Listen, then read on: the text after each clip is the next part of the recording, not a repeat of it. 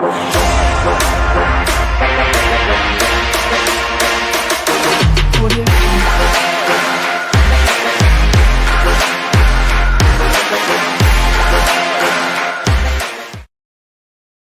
France 1-0 to Paris Saint-Germain at the end of the first leg.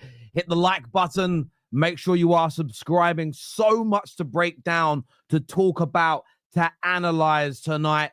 Some big mistakes from Mikel Arteta. There's no doubt about it. The game plan in the beginning was wrong. We are going to touch on PSG as well because they are a scintillating, a brilliant, and astoundingly good team. And I still think there are levels that they can go up. Some refereeing decisions to talk about. A penalty for PSG, should they have had it. So many dodgy little fouls as well, ruining the flow of the game in the first half as well. But make sure you've hit like buttons. Make sure you are subscribing. And I suppose the big question, you can answer it in our poll whilst you're hitting the like button. Are Arsenal out? Is it all to play for?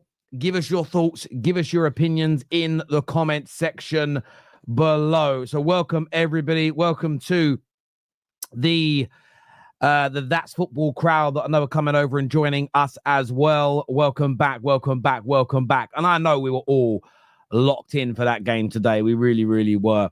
And I'm going to start with analysing Arsenal for this game before we get to PSG, before we get to the referee. Arsenal made a massive mistake in the beginning of the game, and it took 30 minutes for them to recover. We would never have known this unless Prime had shown us the video footage, but Declan Rice screamed to his players, if we don't have the ball, we die. This was the wrong approach from the beginning of the game. They pressed too hard. They overextended. They left themselves vulnerable. And if you watch that opening play, 26 passes, it was wonderful football from Paris Saint-Germain. I'm taking nothing away from them. No credit being taken away. But the team press, they get passed through. Declan Rice presses, leaves a big hole in the middle. The ball ends up with Dembele that drives into the space, finds Kvaratskhelia, who brilliantly all game. And what I love about Kvaratskhelia, he knows when to take on a player and when it's best to recycle. He gets it correct. His decision-making in that regard is top-notch. He drives at Timber, but then cuts the ball back quickly. Declan Rice makes another mistake. He comes to help Timber, but he leaves the hole in that position before checking if anybody has made a recovery run. And for me, Moreno could have come across, but more importantly, Captain Odegaard should have got back to help. So Declan Rice's action wasn't wrong. You have to go and help Timber in that situation. But I think he needs help from his teammates like Odegaard to get back, to get goal side, to cut out that pass to Dembele. The pass comes back, slightly mishit, but overall it was a fantastic goal and a brilliant start. And that took the atmosphere completely away from the Emirates. The Arsenal players were coughing and spluttering. It was like watching a boxer take a really big punch in the first round. And it took Arsenal around 30 minutes to recover. They couldn't string passes together. They weren't an attacking threat. There was another great opportunity where Doué forces a brilliant save from Raya as well. And it looked as though it could have been a really long and painful night for Arsenal. It really, really did. Now, Arsenal then recovered, but I really want to focus the way they started, that relentless press. It was just a mistake. There's a big question in the lead up to this game. And I understand if Partey was there, it would have been different, but he wasn't there. You have to adjust. And there was a big conversation before this game went ahead, and it was like physicality versus technical ability. And we know there's more technical ability in the PSG team than Arsenal. They're both technical. PSG's is just better. They're probably stronger, Arsenal's players, pound for pound. Not pound for pound, in totality. But the speed of PSG was just too much to handle today for Arsenal. It really was. So when they went out with that relentless press so early in the fight, it was kind of easy for PSG to counter in that way. They took a while to recover. But then Arsenal started to play football. And what they did is what they have to do next week. Yes, they have to score a goal. But sometimes in football, defend in any kind of sport. To defend is to attack. And if you don't understand that, it means you've never played sport, never participated, never had a fight. Sometimes you have to defend to attack. And, excuse me, I drank loads of fizzy water. You saw Chris Eubank Jr. do that very well at times on Saturday against Conor Ben as an example. Because when Arsenal stayed more compact, when Declan Rice tucked in, when Moreno helped him, when they were hard to break down, that was when you saw in the end of the first half, last 15 minutes, and probably the first 15 minutes of the second half, that is when Arsenal were creating their chances. That is when Arsenal got into some dangerous areas. Listen, Donnarumma, another world-class performance from him, stopping Martinelli, stopping Trossard in the second half. But they stayed in when they were more compact, Arsenal, and they kind of just waited maybe for a little mistake from PSG or for them to overextend or for them to try and break their lines. Then they were able to win that ball back. And had Arsenal started that way, we could be looking at a different result. But then the final mistake came in from Arteta today, and he didn't make any changes early enough. You could see the Arsenal players had given so much energy, so much work. Odegaard should have been off the pitch 55, 60 minutes in. It was a very poor performance from him, not just as a player, but as a captain. Excuse me. I've had a lot of fizzy water tonight.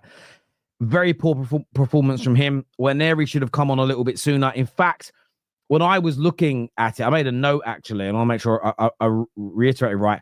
I was kind of looking at it maybe 60 minutes in, and I was thinking, listen, I think the MLS should be slipping into the 6 role, move right into the 8, put Moreno up top. I think they missed him as a number 9 tonight, and put Tierney at left back. Make some changes. They didn't do it. They got a little bit lucky in the end, Arsenal, because at about 75, 80 minutes, their legs went. And Barcola should have scored, and Ramos should have scored. It could have been 3-0 over, game, set, match in that moment. But for Arsenal, there is life left in this game still. There is life left in this game.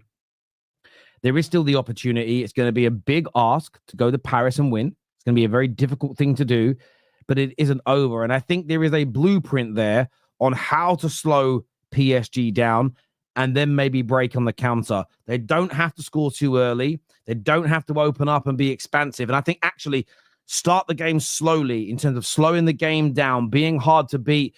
Don't concede an early goal in Paris, and there will be opportunities. Counter, pick up those free kicks. The way Trossard and Martinelli got through on goal, you may get those opportunities again. But Arteta has got to make two different decisions from tonight. Earlier subs to keep them fresh on the pitch. And 2, they can't go out relentless press from the beginning. This PSG team is too good to press in that way. They simply are. You can't get away with it. They will hurt you. Now, PSG, I need to speak on PSG because I got a lot of stick when they went to play Man City. And I remember in the build-up to that game saying, I think PSG will win. No, they're rubbish. Look how many games they've lost. Arsenal cooked them. Retete.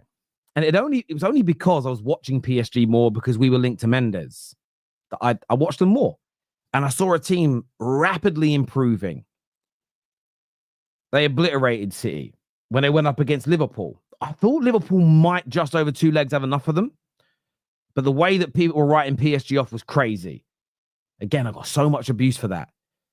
A lot of people will come at me today and go, hold that, Arsenal lost. I've predicted Arsenal to go out. I think PSG are a phenomenal team, an absolutely phenomenal team that has just got better and better and better. And the one thing they have over Arsenal, yes, the midfield's more technical, but the more important thing I feel in knockout football is their front three and subs from the bench are just better as a collective and more potent. And I think you saw that tonight with Trossard and Martinelli getting those chances. Had they fallen to Saka, it could have been a little different. But PSG tonight were majestic in that first 30 minutes. They blew Arsenal away and unlucky not to get a second goal. Then when Arsenal were the more aggressive side, they were just brilliant at slowing the play down. Defensively, they just kept Arsenal moving the ball from side to side. Very difficult to penetrate. And when they did get played through, when they did get beat, Donnarumma stepped up again. And we spoke about this after the Villa game, I think it was, about Donnarumma. And if they win this tie now, PSG, if they go on to win it, Whenever I speak about trophies being important when it comes to player debates, it's not the medal in itself. Jonathan Greening has a Champions League winners medal as an example. It's about what you did to get your team there. And if you look at Donnarumma's performances in these knockout games thus far, this is where legacies are made. And he did it again tonight and deserves an abundance of credit. He really, really does. They were just excellent tonight, Paris Saint-Germain. And the first PSG team I really watched in the last 15 years that can defend. Every member of that team works their backsides off for one another. And for Arsenal to go through, it now needs to be, it's got to be the performance. It's got to be I think now you're looking at maybe the greatest performance needed in the history of Arsenal Football Club, certainly on a European level, to go through, because this PSG team are legit. No more doubting them, people. No more writing them off. I did see Arsenal fans before the game. I don't know the context of the predictions, but I think I saw Turkish on AFTV predict 4-1 tonight. I saw Joel Bayer say like it should be light work tonight. I couldn't believe I was seeing that from people. I couldn't believe I was seeing it. I just felt you don't know this PSG team. This PSG team are absolutely brilliant. They really, really are. Now, in terms of the referee tonight, look, I think Arsenal were exceedingly fortunate to not concede a penalty in the Champions League. In the Champions League, I have seen these pulls given on many occasions. Yes, it's fleeting. Yes, it's very quick. Yes, he doesn't hold on to him for ages. Yes, he's a little bit dramatic with the way he falls over. In the Premier League, well, we say they're not giving them as penalties. Newcastle did get one at the weekend, the first team to get a fleeting pull this whole weekend, and everyone's fucking forgotten about it. But I think Arsenal were really lucky there. If PSG fans are saying we were robbed of that penalty opportunity, I would understand it. I would understand it because he beats him, he grabs him. Look, what probably saves Timber is he lets go very quickly, and Kvaratskhelia does exaggerate the foul. That probably helps him. But for me, exceedingly fortunate. If Thursday night, who might run through on goal for my club? We're crap. If Garnacho's running through on goal and someone does that, I want a penalty. And I know Arsenal fans, if we're being honest here, if you're being honest, if we're all being honest as a community here on the Football Terrace, if Saka runs through like that in the last minute and they grab him that way, you want a penalty as well. But that wasn't the only mistake from the referee tonight. I felt he gave a ridiculous amount of nothing fouls in the opening 10 minutes. Little nudges, little. Arsenal won the ball back 2 or 3 times. And yes, there's a little bit of physical contact, but he didn't let it go. Then it was like every single time that happened in the game, he had to stop it. He done something that was really weird I've never seen before. Dembele is just sitting there holding his calf. Referee stopped play so PSG can make a sub. What's he doing? This is crazy. There was the foul where Saka touches the back of Mendes, but there was no real push. It was a little touch. The player then sort of half thinks about going down, changes his mind. Saka wins the ball back. A foul was given. I thought the referee is meant to be the best in Europe. Champions League finalist last year, the most amount of games reffed in the competition this year. I thought he set a really bad precedent. He should have let a lot more go early on. One, the game would have flowed more. I think we might have seen some more goals early on as well if we weren't seeing the play broken up. The only two big decisions I think he got wrong was the foul by Saka on Mendes. I don't think that's a foul.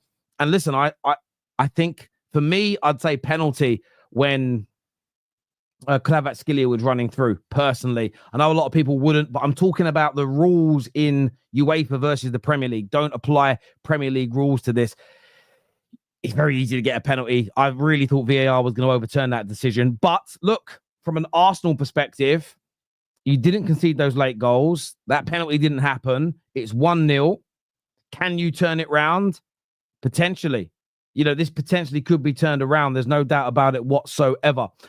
A few comments here. Let's go to it. Terry, are you going to speak about the... Yeah, I've already spoken about the penalty. So anyone who didn't think I was going to... Anyone who thought I wasn't going to touch on that, I'm going to quote the legend that is Troops. Suck your mum. Why would I not talk about it?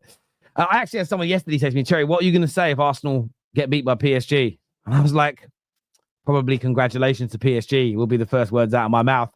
And I'll talk about, like I've done, how well PSG played. And look, again, Arsenal fans will see it differently to me because they are watching with emotion. I was talking in my group chat before we went, just after the game started. And I said, I love these nights. And in fairness, Patrick, you all know Patrick comes on. He's a Spurs fan. He went, I don't love it. Of course you don't. Arsenal were in it. I love semi-final Champions League nights and finals when my team's not in them. Of course, I'd prefer my team to be in them, but they are horrible affairs. You're anxious, you're angry. You can't enjoy the spectacle unless you win. The only time I ever did, when we slapped up Schalke in 2011, that was the only semi-final. And in the second leg, we were already 4-1 up. It's the only semi-final, I think, in any competition ever. I've just been like, this is easy, right? Plus, Fergie was our manager. We were never throwing away a 4-1 lead or whatever it was going into the second leg. But what was I talking about? Loving it, and I was liking it. I've lost my train of thought completely, thinking about my team and how shit we are now. What was I speaking about? Oh, yes, Arsenal. So I thought first 30 minutes, PSG, brilliant. Arsenal got caught cold on the chin, and it just took them a long time to recover. I think Arsenal were quite good between the 30th minute and the 60th minute. What Arsenal fans will probably neglect to do, and I understand why, is you will discount how amazing PSG were defensively. It will just be, we didn't do enough. I think you did. I actually think you did create 2 or 3 really good goal-scoring opportunities in that period, which is a lot against a team this good. Donnarumma just stopped them. I think you're deluding yourself if you were thinking that you were ever going to be able to pass through and create gilt edge after gilt edge after gilt edge after gilt edge chance against this PSG side. Yes, Villa did it in a 20-minute spell in the second half. That's because PSG thought they were through and went asleep, and they stopped playing. If you actually go back and watch lots of other games that PSG have played, it hasn't been that easy since their turning of the corner. So I think you played. I wouldn't say you were amazing, by the way, world class. Again, be very careful with what I thought you were good. And had any of those goals gone in, it might have changed the mood a little bit.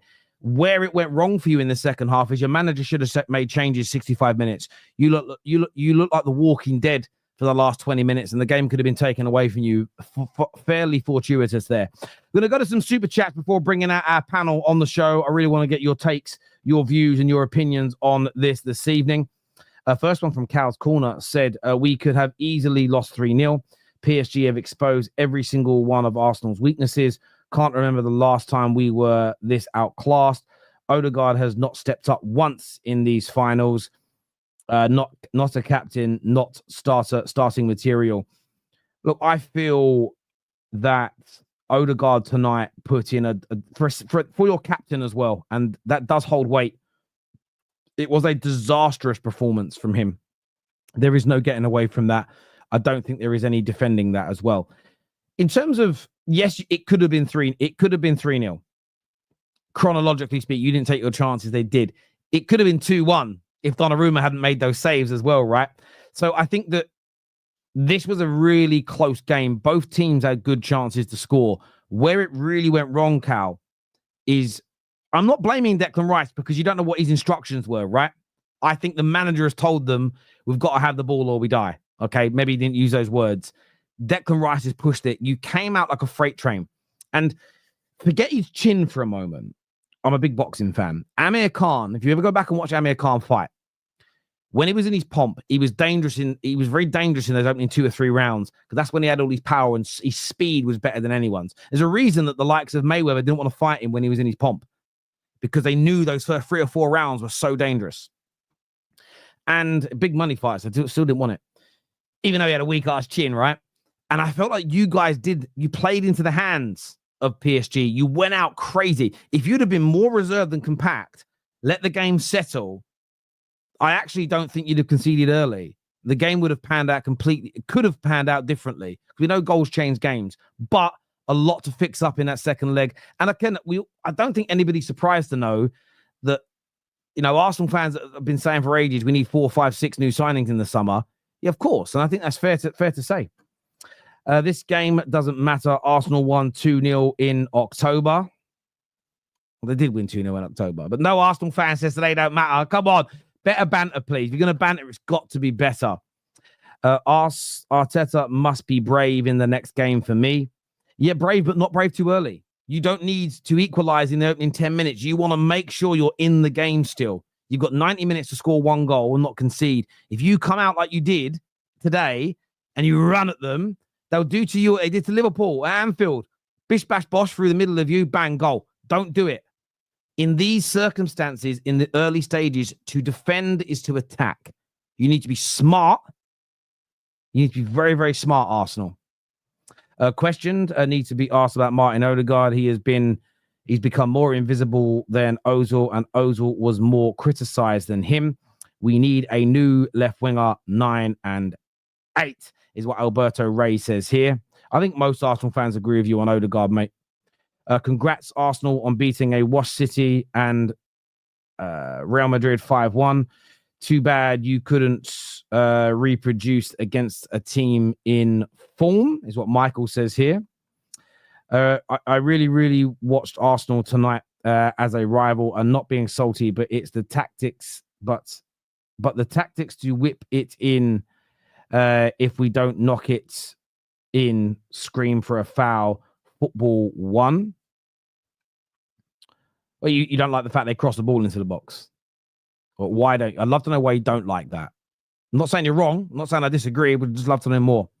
This is why we question Arteta. Not good enough is what Corey says here. PSG definitely are potent, but are they prolific?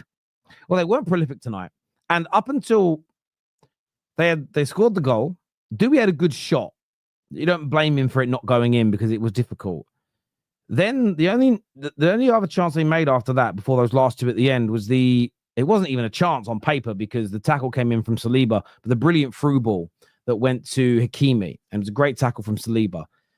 That was kind of it. And then those chances when Arsenal's legs went. But I still think, had Arteta, for instance, put Timber on left back, put Skelly in the middle, move Rice to 8, took off Odegaard. If it had done those things and put some more legs in your team, I don't think you can see those late chances either. So, yeah, look, they weren't prolific tonight, PSG, which is why you've still got a chance to win this tie. Saka is one-dimensional player that will never be world-class. Nothing about Saka is world-class, not even his barber. What was wrong with Saka? What did you think went wrong for Saka tonight? What did you want to see more of? Let me know, Jaden. Deluded Arsenal fans were saying 4-1 at the Emirates. Yeah, I thought that was crazy takes. Listen, I don't know the context behind what he said. The only person I've seen say that was because I saw AFTV's tweet. I saw Turkish say it. The reason why it shocked me is Turkish doesn't really believe in Arteta and Arsenal. I was surprised to see him say 4-1. That's not a dig. As I said, I've got to probably watch the content to know why he thought it would be 4-1, and maybe it makes more sense. Ask Egal if Timber, Lucky, no 2 yellows, and PSG pen. We'll certainly be asking him that question. The players we criticize, Odegaard and Martinelli, shit. Half of Arsenal's XG came from Martinelli outside chance. FYI, a panelist will surely bring it up, the fact that XGs were similar, but it's dishonest. Dishonest in what way? Dishonest in what way? Because the thing is that if you're having loads of really small chances that add up to, say, 1 XG versus 2 really big chances that add up to 1 XG, I see the argument in both directions, if that makes sense. But it was 10 shots each in the game, 5 on target from Arsenal, 4 on target from PSG. And again, in terms of actual chances created, there wasn't too much. And even like, this is the irony, right? PSG had easier chances they missed than the goal they scored. So it's one of those things where, I mean, their goal actually probably came from I would say that goal was about 0.3 XG based on Eze's. Eze's was like 0.5 and he had no one in front of him, maybe one defender. So that's even lower. But look, I'd love to know what you mean by that, Nags, just so I understand your take, bro. Thank you. Arsenal fans were a disgrace, absolute disgrace. Felt like we were playing away. Our team did not deserve this treatment for getting this far. Yeah, I did think the fans gave up a little early tonight. I'm not going to lie, they did. Captain Stinkguard goes missing again when the pressure is on. Kravat, Skillia, and Dewey taking turns on Timber. And then you have Saka having to come to his own half to get the ball. Peak is what C says here. This isn't the end. Partey will give us a different element in France. Not a great team performance. The refs were awful today. This is only the first half. Come on, you Gooners. Look, it is rectifiable. It is rectifiable, you know, and you're up against it now. I always felt you were the slight underdogs in this tie anyway. But yeah, it's going to be very, very hard. Partey is going to have the game of his life. All your attackers have got to go up a level for the next game. More clinical edge. And no crazy pressing. It was still a close game and we grew into it. I am still pretty confident that we will get the job done in Paris. Come on, you Gooners. Primo here, pick up yourself. Sociedad fam says really big miss from PSG. Should have ended the tie at the end. Arsenal still have a chance, in my opinion. But that's exactly it. And we've seen that before in knockout football. We'll see it again when Chelsea, they're actually away first and home second. Oh, it's exactly the same for Chelsea from PSG's perspective. They could have scored 2 or 3 goals away against Barcelona in 2009. Should have killed the tie off. Didn't do it. Ended up losing. I know they got robbed, right? But they ended up losing 1-0 in the second leg. And that can happen when you don't take your chances. Terry, we need to talk about hiding Odegaard's man's a fraud, goes missing in big games. Also, Martinelli couldn't hit a barn door. Advantage PSG. Arsenal out is what Terry Tibbs has got to say here. It's nearly a week poor Champions League season now. They might be confirmed in a week's time. Also, the PG MOL conspiracy might be at European level. I don't know what you mean. I don't think the referee was against Arsenal tonight. I think some decisions, I think it went in both. I thought he had a poor game overall. I don't get the first bit. It's probably a little bit of sarcasm that's gone right over my barnet, mate. Sorry. Timber could have been sent off 18 minutes in. I must have missed that. I know he got booked. Did he get booked tonight, Timber? He didn't even get booked. What did he do on the 18th minute? That's why I'm confused. I don't know what he did. What did he do, Joshua Jack? Let me know, brother. Those first 20 minutes look absolutely hopeless, but we adjusted well and finished out their pace. PSG deserve more from that performance, is what AMG Gooner says here. I can understand that. They have an Odegaard problem. Satisfying hate watch is what Hamed says here. Arteta and Odegaard need to go. Hashtag Arteta out. I thought PSG was playing rain today. Disgrace is what Dinesh says here. Vitinha and Neves, so press resistance was the difference. Yeah, they were fantastic. And even the other guy, Ruiz, as a collective, they were just fantastic. So brilliant to watch. And they also, I think they demonstrated today as well, because we know Arsenal were a physical team. They had like a bit of bite about them as well, and a little bit of grit. So good to watch. This here from Fatima says, Partey missing, not the same Arsenal we saw versus Real Madrid. PSG should have finished the job today. Arsenal will destroy them next leg.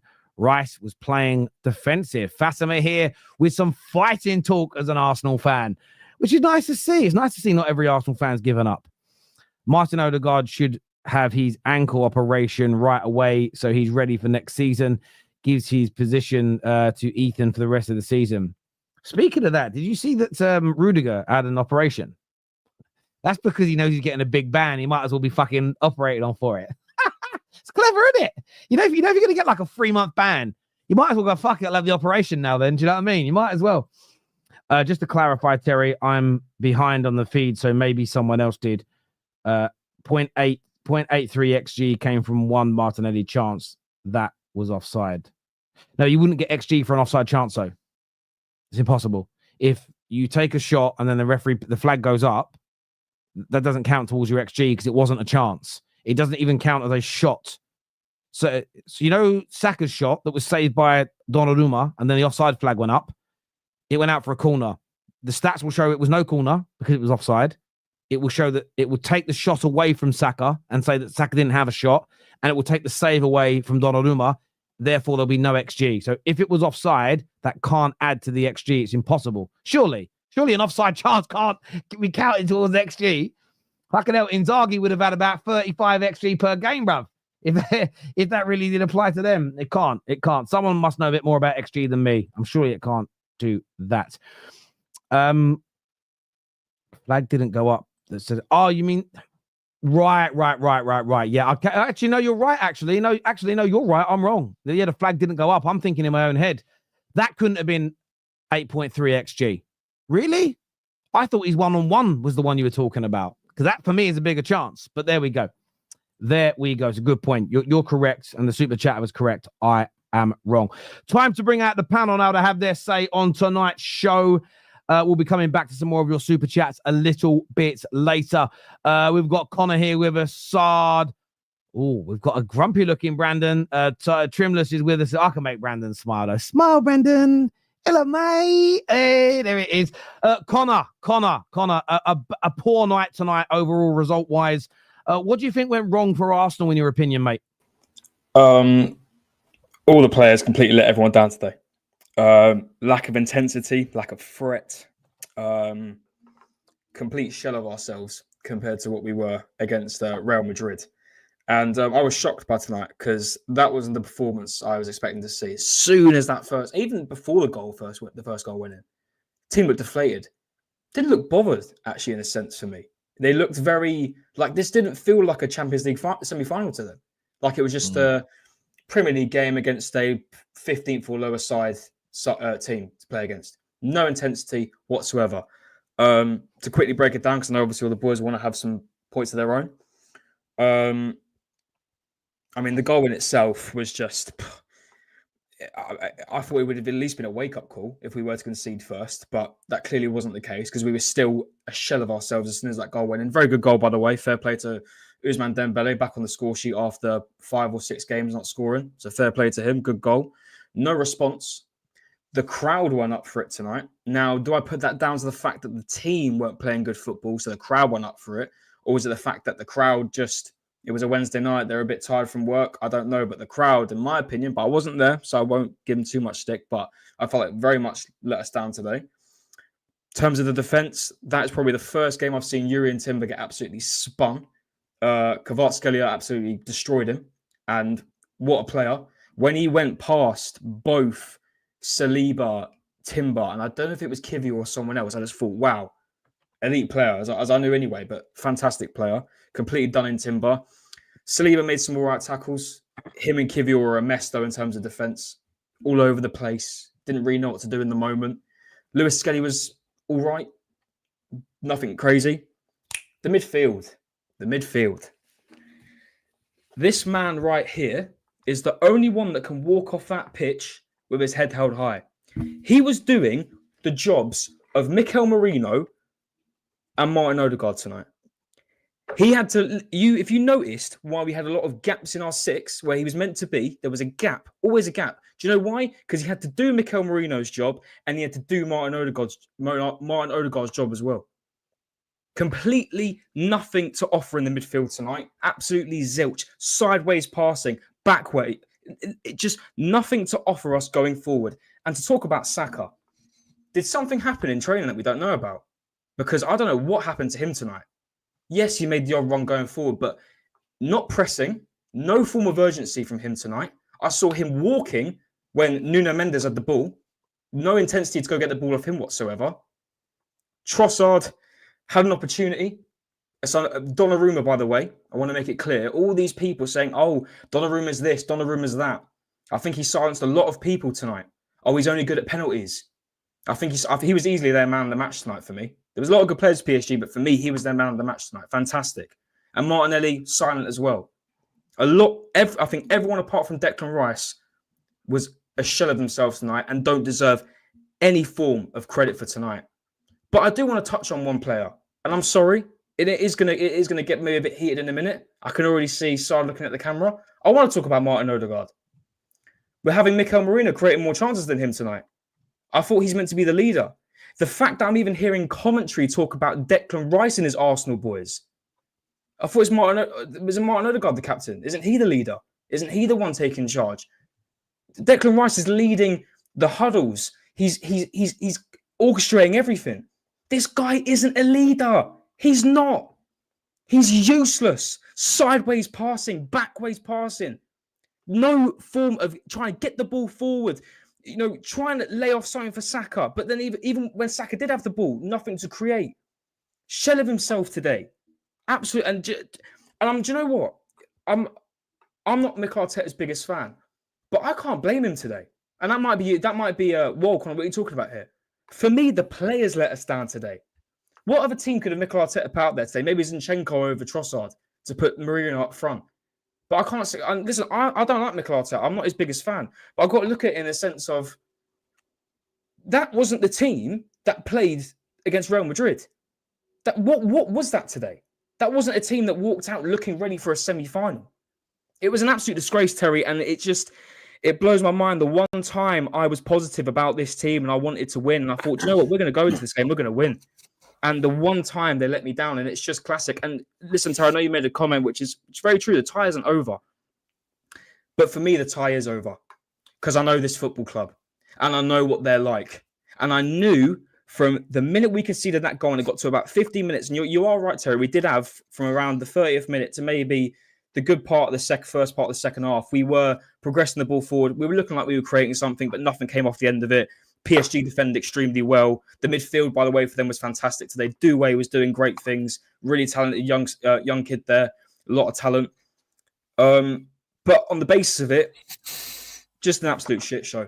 And I think the tie's over. I think as soon as we go to Paris, as soon as we concede the first goal, because I think we're going to concede first over there, the tie will be done. It was meant to be us taking control tonight, having a lead, going to Paris and trying to get to the final from there. We completely ruined it tonight. We're not coming back from it. I don't care if we're 1-0 down.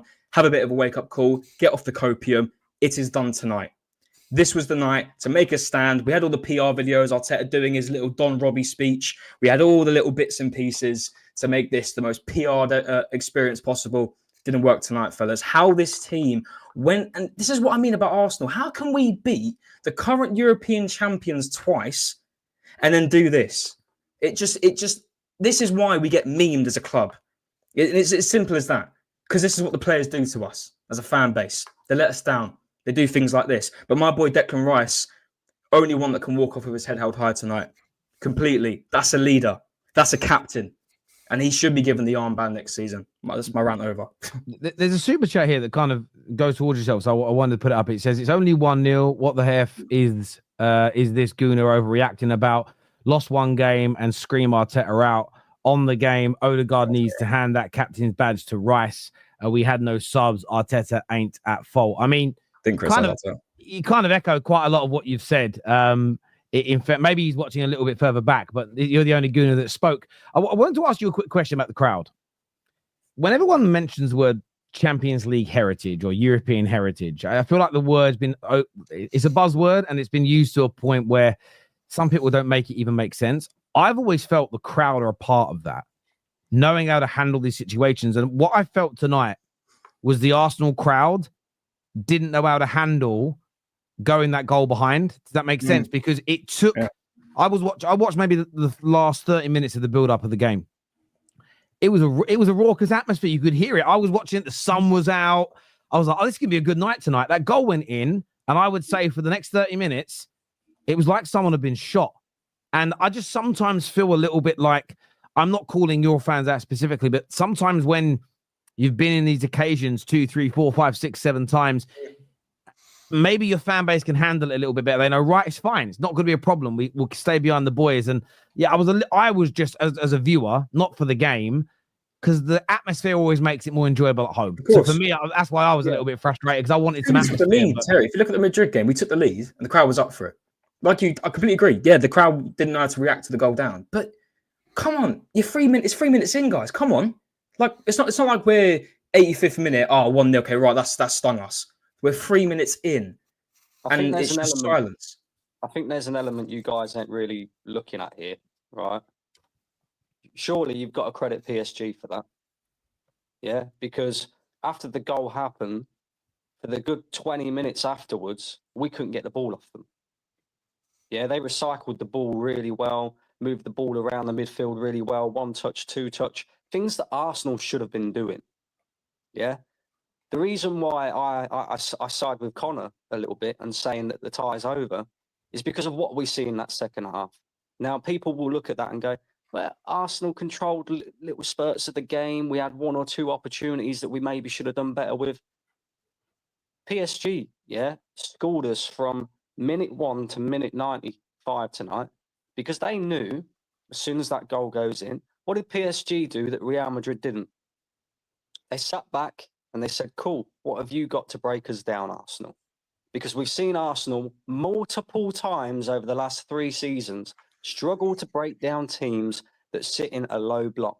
I'm not saying that PSG sat specifically in a dirty low block, but they knew when to defend and when they could hit us on the counter-attack. And let's just be real about it, right? We should have lost that 3-0 tonight. They should have put their chances away. Yes, we had 1 or 2 ourselves, but I'm so dejected and I'm embarrassed about tonight. And then players should feel embarrassed about tonight. Going into the game, you know, I think we all predicted the lineup. I wasn't surprised by the lineup. I thought it was the correct lineup. However, this is where I have a problem with people when they say it's not Mikel Arteta's fault. It is clear to see it is not fucking working. Make some changes. Yes, we don't have the you know, the top class players coming off the bench. Like, you know, we haven't got a Barcola coming off the bench. We haven't got a Ramos coming off the bench. But you've got to do something different when you see that, especially in the midfield, we are getting absolutely outworked and outclassed. And you're absolutely right, Conor. Declan Rice is the only one in that midfield. The amount of times I watch PSG get the ball, 1 touch, 2 touch passing, and I'm thinking, they make another one and they're in. Where the fuck's the midfield? What is Martin Odegaard doing? What is Mikel Merino doing? What the fuck was Timber doing tonight? I don't know if he's got an injury or what. Shocking. And I'm not gonna get on his case because, to be fair to him, since he's come into this Arsenal side, he has been, you know, 9 out of 10 performances pretty much every single week. Can I be But fair tonight to he was Timber useless. can I be fair to Timber as an outsider and just say he was up against, in my opinion, one of the best wide players in the world in Kvaratskhelia, and he just gave him a night that, listen, how you all know how good Ashley Cole was, but every now and then Cristiano Ronaldo put him on toast, because it happens when you go up against the best. Yeah, I mean, don't get me wrong. I totally agree. Kvaratskhelia is one of the best wingers in the league. But what I mean by Timber being useless tonight is, even when he got the ball, he couldn't control the ball. He didn't pass. He didn't pass it. Every time he got the ball, he gave it away. I was looking at him thinking, what's going on with you? You must be injured or something, because normally he's a lot better on the ball. He's a lot better at making forward runs. He's a lot better at helping Saka out on that right-hand side. Tonight, he was absolutely useless, pathetic, right? Mikel Merino, I don't want to see him in the Arsenal midfield ever again. Yeah, because that is your position. You should know that position. We give you excuses for, you know, dropping poor performances in the 9 because that's not your position, so we expect that. But in the midfield, he was absolutely terrible tonight. Absolutely terrible tonight, right? And I look on this now, I just think these players ain't up for it. This manager isn't up for it. He got it wrong tonight, right? And even the best managers in world football get it wrong sometimes. But you have to do something in the game to change it.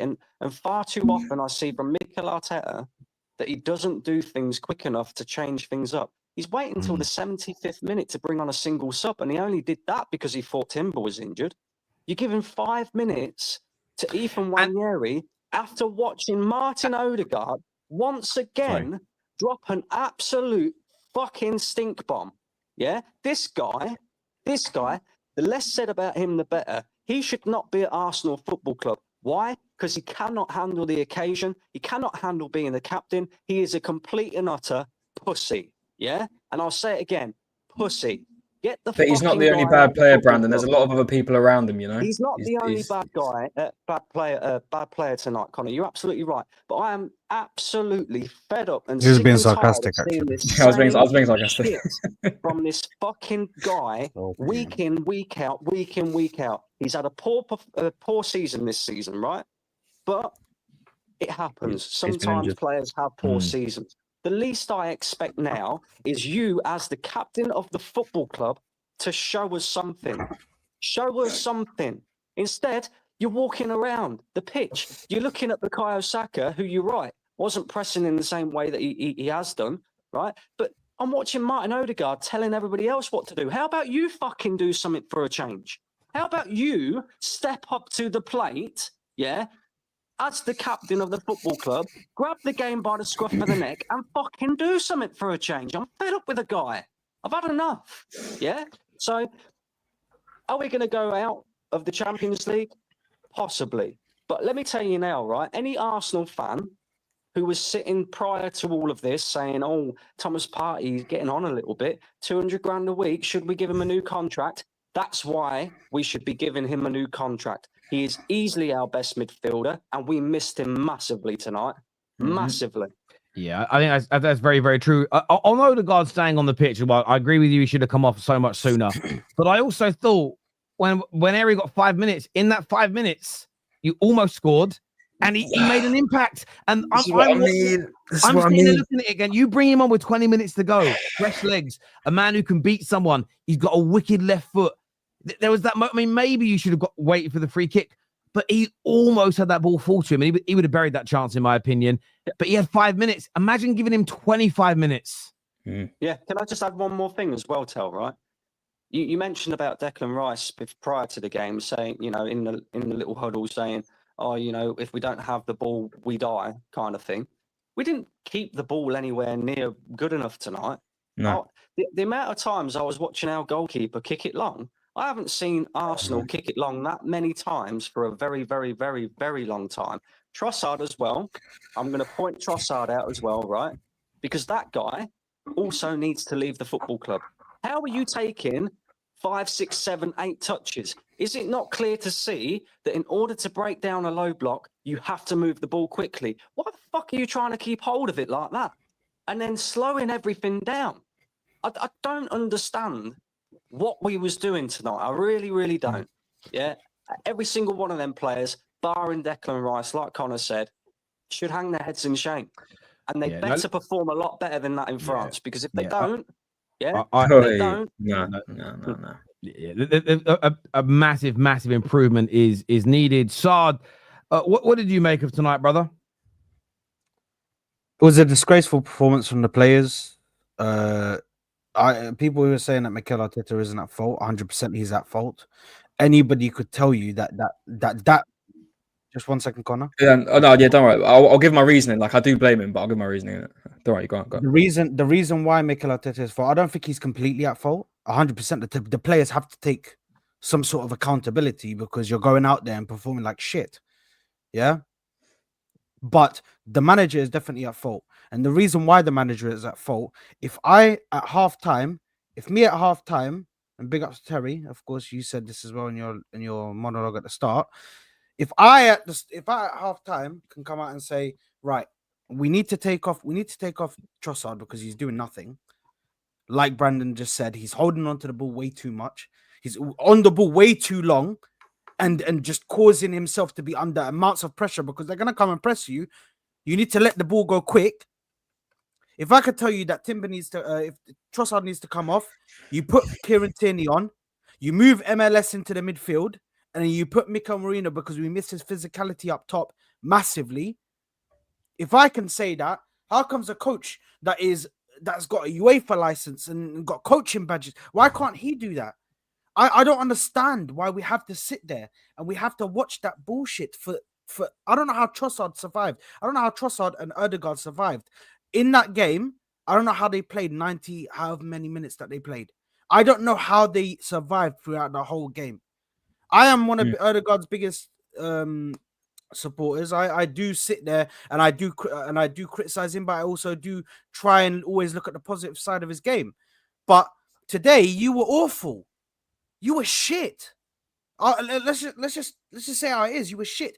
I don't think he was the only shit player. That's why I'm not going to go as hard, like all of a sudden on him. I understand what you guys say. He's the captain. He needs to show up. Yes, he does need to show up as the captain. But in regards to the rest of the team was just as bad. The rest of the team was just as bad. Declan Rice, I agree with the lads. Declan Rice is the one that has to have his head held high because he did perform well. Declan Rice was trying. Miles Lewis-Skelly as well. I think he was trying as well. I thought Lewis-Skelly had a good game as well tonight. I think Rice and Miles Lewis-Skelly, they're the only ones that I can like. Saliba, I don't know what's happened to this guy. How are you getting so pressured? The thing is, the main thing for me, yeah, and Terry, sorry, because I know you're going to move on to everybody else. That's fine. The main thing for me, yeah, and the main issue that I have about this team is when we get called Stoke City, I laugh at it because it's just banter, bro. Do you know what I mean? It's banter, jokes, haha, Stoke City and all that. But when we go on to play like Stoke City and we're playing hoofball and we're acting like we've never passed the ball, bro. We don't know how to do any kind of patterns of play, any kind of triangles, any kind of passing. We can't pass. We have to just hoof it. These men are just doing long balls, headering it all the way over there, passing it back to Raya for him to recycle and then freaking pass the ball and do a long ball. Like, that's not the way you play. You have to be consistent with your game and you have to pass the ball. You have to pass the ball on the floor. We're not a team that's just gonna sit there and just take the long ball. It never works. Whenever we're doing that long ball thing, I know that this team is out of ideas. Every time we're out of ideas, sorry, Conor, just 1 second. No, go for it, every time we're out of ideas, this team always done this long ball shit. They always do it every time we're out of ideas. That's how I know that the team has no clue how to beat this team. This team came up against a team full of ballers, and the way they were popping the ball around us was embarrassing. Do you know what I was thinking during the game, actually, is any Arsenal fan that can't see why you want Zubimendi, this is because players like that, I'm not saying you need him for every game. Yeah. It's on games like tonight, that's when you see why you need those technical football. But by the way, Partey is technically proficient and would have done better on the ball. But what you actually needed tonight, and hindsight is more technical football players in the middle to be able to pass your way through them like they did you. 110%. Trimless, you've been waiting for a while with us. I'll come to Egal in a minute. Trimless, you've been here.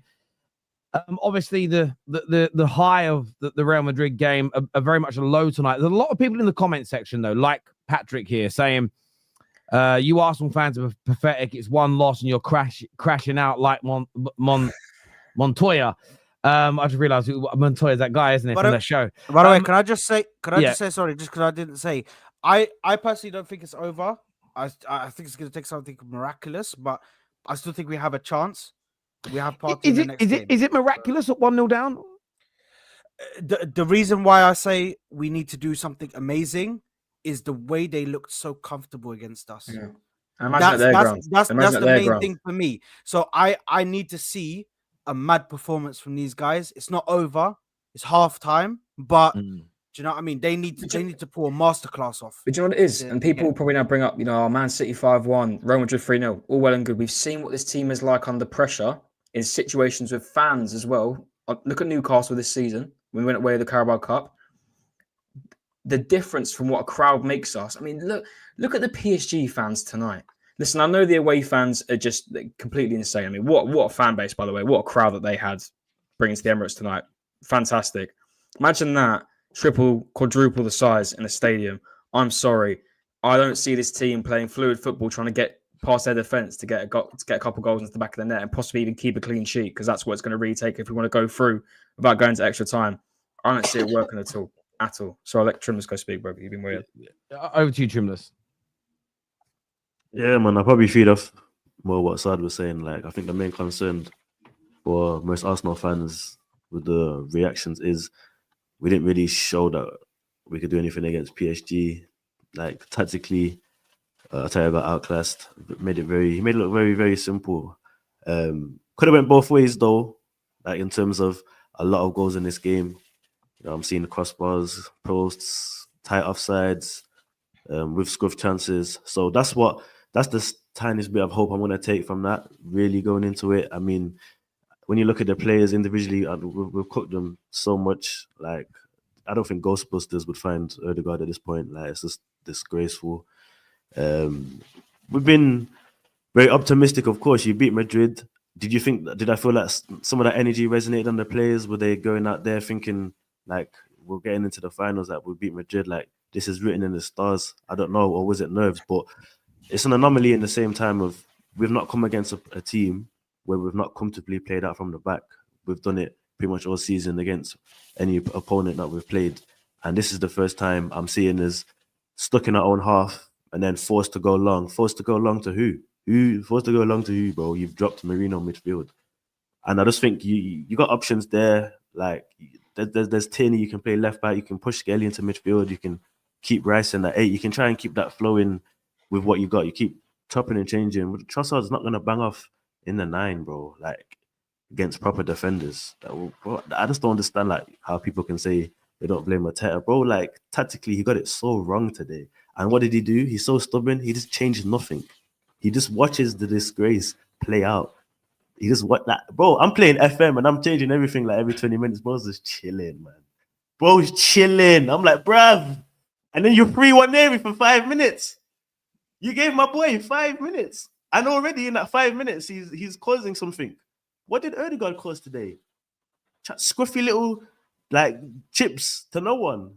Bro, it was disgraceful, man. It was disgraceful. And yeah, you can see why as well people need to put respect on Gabriel's name. I've always been saying he's the best centre-back. Saliba gets the PR. He's pretty on the ball. Sometimes, yes.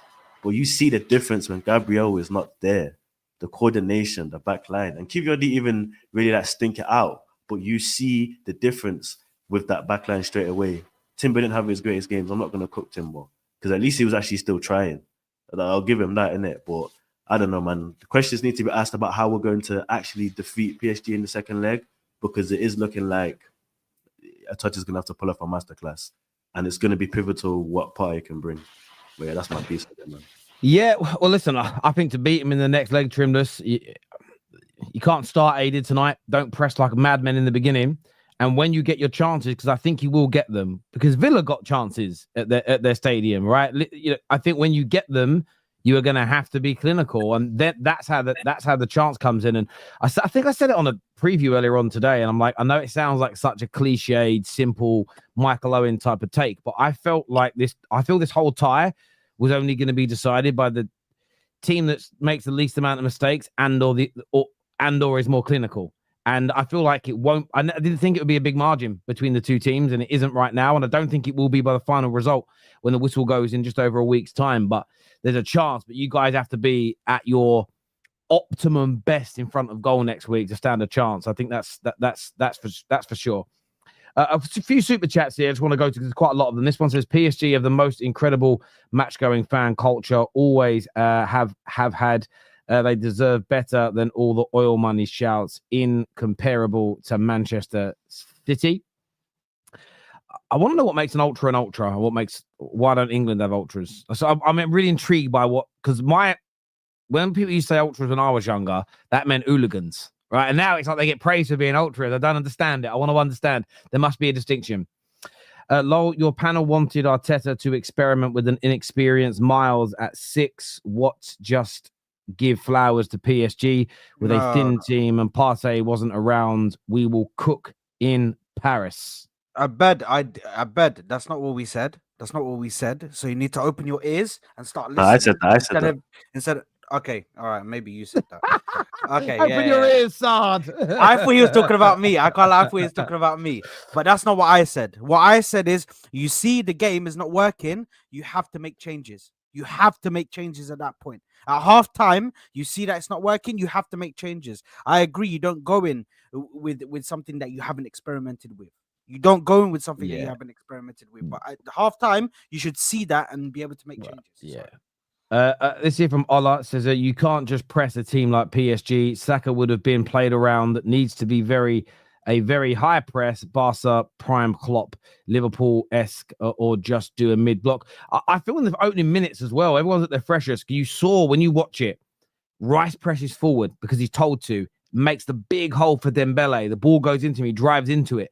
It was just that. If you guys would have just started a little more conservatively, you don't concede in 3 minutes, the game could have been different. I think it's a very fair point. Just Football says Bruno is better than Odegaard, which everybody has always known this. Saliba is a worry too. So the boys have said it. I think Saliba is just young, and it's right. Without a more experienced player next to him, he looks a little bit more vulnerable. Most centre backs are not primed until they're mid to late 20s. It's quite normal. Odegaard, 3 goals for Norway in 63 appearances. Thank you, bro.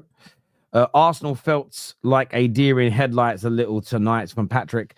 Feels like the expectations after beating Real Madrid got to them a little. PSG showed incredible maturity for a young team. Patrick, stop smiling, bro. How can I see you smiling from a super chat, bro? Just stop smiling, bro. What's this guy doing, bro? This guy's a fraud, bro. I'm telling you. It's not our Patrick. Oh, is it not? It's not group chat Patrick. It's this Patrick Lynch. He's I think he's an Irishman. He's a United fan. He's not a Spurs fan. I promise you. Big up Patrick, man. Absolute waffle. Arsenal fans on here frustrate me, is what Seb says here. Thank you, Seb. I would love to know what your thoughts were, mate. It's a funny of analysing should have lost 3-0 when you discount every chance Arsenal had. Then Arsenal actually had 2 1-on-1s and more shots on target. I do think that's fair. I mean, in the end, the time their chances came, you had missed yours. So there was the chance when the legs went towards the end, it could have ended that score. But you are right. By the same very logic, it could have been 2-1 to Arsenal at that point. And this is what I would say as well, performance-wise. Say everything else tonight was the same, but Trossard and Martinelli score, everything would feel a little different. How much of the performance would be getting spoken about? That is fair. You can see where the improvements need to be in the next game. There's no doubt about it. PR this week, we're just happy to be in the semis. I don't think any self-respecting Gooner is going to say that. This Gooner talking too much. Please get him off. Declan initially drifted off Dembele, and he scored. We will get PSG in Paris. I mean, that's obviously at Conor. Look, Declan Rice made some mistakes in that opening goal, but there was team mistakes in that. And you saw Moreno didn't get across. Odegaard didn't get back to help cover. And he should have done, because when he saw the ball come back to Dembele, you see Odegaard shit it and start sprinting. If he'd have sprinted like that a few seconds earlier, again, it's no goal. So I think it isn't just on Rice, but after that, Rice was excellent tonight. So these super chats about me, Terry. Must be about you, Con. Must be about you, Con. I'm missing out. Must be about you. Well, listen, people have their different opinions. I mean, if you can't, I mean, listen, Declan Rice obviously made some errors tonight. I mean, back on the case of what we said earlier. Sorry if I'm interrupting conversation. All right. With kicking the ball everywhere, like at Sunday League for like under 12s, throwing the ball everywhere. He was doing that as well. But you can't not tell me and sit here and say you can name another player that was better than him today. That's my case. Arsenal or Spurs winning Europa. Arsenal, though, Champions League peak. Brother, I'm not even thinking about Man. But this is, by the way, Dinesh is not a United fan. So don't put that on us. He's a Liverpool fan, right? That is not going on my boys. You know, man, I'm not even thinking about that. He's actually a Chelsea fan. Oh, Chelsea fan. Same thing. Not Man United. Not Man United. Not Man United. Don't put that on us. That's not football gods. He is not one of us, please. Listen, it's only 1-0. We will get chances next week. Come on, you Gooners. But Seb, that's where I agree with you. The one thing I would say, I get what Conor's saying, and it holds water, and it is a fair argument. But Arsenal can also perform so much better than tonight, and it's not beyond the realms of possibility. Ballers versus athletes. Ballers always win. London is blue. Not necessarily. The thing is, let's not pretend like Dembele, Doué, Neves, Mendes. Let's not pretend like they don't have great physicality as well. They're not just a team of James Maddisons with good technical ability and like weak as shit. Arsenal 0 goals in the last 6 semi-finals. No emotion. Too emotional is what Calvin says here. Gav says it's half-time, 1-0 down. First leg, stay in the tie. Second leg is what European nights are all about. I will say this. if you go through from this point, it'll feel better than winning tonight and then going through. Just putting that out there. Don't give us false hope, Terry. The copium, we're not doing that. It's not false hope. It's just it will feel better. I'm just saying. But you'll also feel worse if you're saying this now, and we do get knocked out next Wednesday. It's not my team. Look what you're doing here, devil's advocate. You can't be doing that. I'm just a host. I'm just putting things out there. Do you know what I mean? As I do my thing. Rice is the reason we lost the game. Yeah, can't progress the ball. He made it easy for PSG to press Arsenal. Rice hype is crazy. What are we doing there? Big up for the super chat though. Le Blue and Red says, who would beat off 100 men faster, a gorilla or Bonnie Blue? I'm gonna go with I actually don't know the difference between Bonnie Blue and who's the other one? Come on, you boys know. What's the other one's name? Bonnie Blue and what's the other one called? Two of them. You boys all know. You're all pretending like you don't. I just forgot. Listen, man, I don't do this whole stuff. Bonnie Blue and viewers. Lily Phillips. There we go. I knew it. I just couldn't remember it. Yeah, they've both got a good chance of beating the men off before the Gorillas. 110, and they'd love it and all. They say they do on camera. No, they say I can't. You know what I mean? It's not. I'm just repeating what I've heard them say on clips. 90 minutes can be long in Paris, still not over. The players listen, Man United went there once and did it. We went there and did it. I'm just putting it out there. My shitty team. The players we criticize, Odegaard and Nwaneri, still crap. This is why we question Arteta. Not good enough. Shannon, you got to go. Have you got to go work? Not right now, bro, but in a couple hours. Okay, cool. Because I'm going to go to Egal because Egal was here first, and I'll come to you. Didn't want to make you wait if you had to shoot off to work. Now, Egal, a lot of people gunning for Arteta this evening. You see it in the super chat here. Do you think he got the approach and tactics wrong tonight for Arsenal? He does hold a lot of the blame because, let's be honest, first half is on the players. Second half is on the manager to make a difference. And he did not make any changes. Tactically, we looked like we were doing the same things pretty much going into the second half. We slightly pushed on to try to get a little bit more attacking later in the game, but it is on the manager today. And people want to blame the players on why we lost. It's small margins. These games can be won or lost based on one error, one moment, one goal. And defensively, we were way too open in the first 20 minutes. We gave them too much of the time, and that's on the manager not having these guys drilled properly to start the game. And later on in the game, we couldn't get ourselves in the attacking area as well. We couldn't get too many opportunities. When we did get opportunities, don't get me wrong, Martinelli and Trossard didn't take their chances. But today I'm putting it on the manager over the players. I do think Arteta holds a lot of the blame. He got slightly outclassed by Luis Enrique. And they could have, as much as we could have scored 2 goals, this tie could have been buried if they took some of their chances also. So it is a 50-50 game. It ended 1-0, and it seems a lot worse when we're watching the game, because there was times where PSG were just simply the better team, simply keeping possession a lot better, and very impressive by certain individuals that I did not think were as good. João Neves really impressed me. His last-ditch tackles, his ability to just be everywhere at the same time. Vitinha, everyone talks about him. Their midfield was head and shoulders above ours today, and that's really where the game was won and lost. And that comes down back to Thomas Partey's yellow card picked up versus Real Madrid. It changed the whole game because Trossard would not have played. Moreno would have played up top. Those long balls, we would have had an option to actually ping to get those balls and to play off of, and the game would have been different. Now, I'm not saying the tie's over, but just staying on this game, Terry. I would say Arteta got outclassed, and it is on the manager. Now, that's one thing. We can talk about the players. Let's be honest. Raya, Donnarumma, both goalkeepers, outstanding performances. Raya saved some good shots. Donnarumma saved some good chances. Both teams had good opportunities, but the goalkeeper stood up. Defensively, I didn't think either team really had defensive shockers. Mendes did really well. Mazlou did really well. Timber had some shocking moments, but Kvaratskhelia is a baller, so he's going to do those things to anybody in the world. People talking about Saliba. Saliba, he has been He has been giving people nerves a little bit, but that is down to probably just because he made a couple of mistakes. People are a little bit more nervous, and it is a semi-final. I find we keep recycling the same old takes when it comes to mentality and Arsenal's mentality in these games. Mentality is not the reason why we lost 1-0 today. It's really down to execution and the fact that PSG were clinical with the chance that they had. That was a really good goal. We gave them so much space in the box. They took it very well.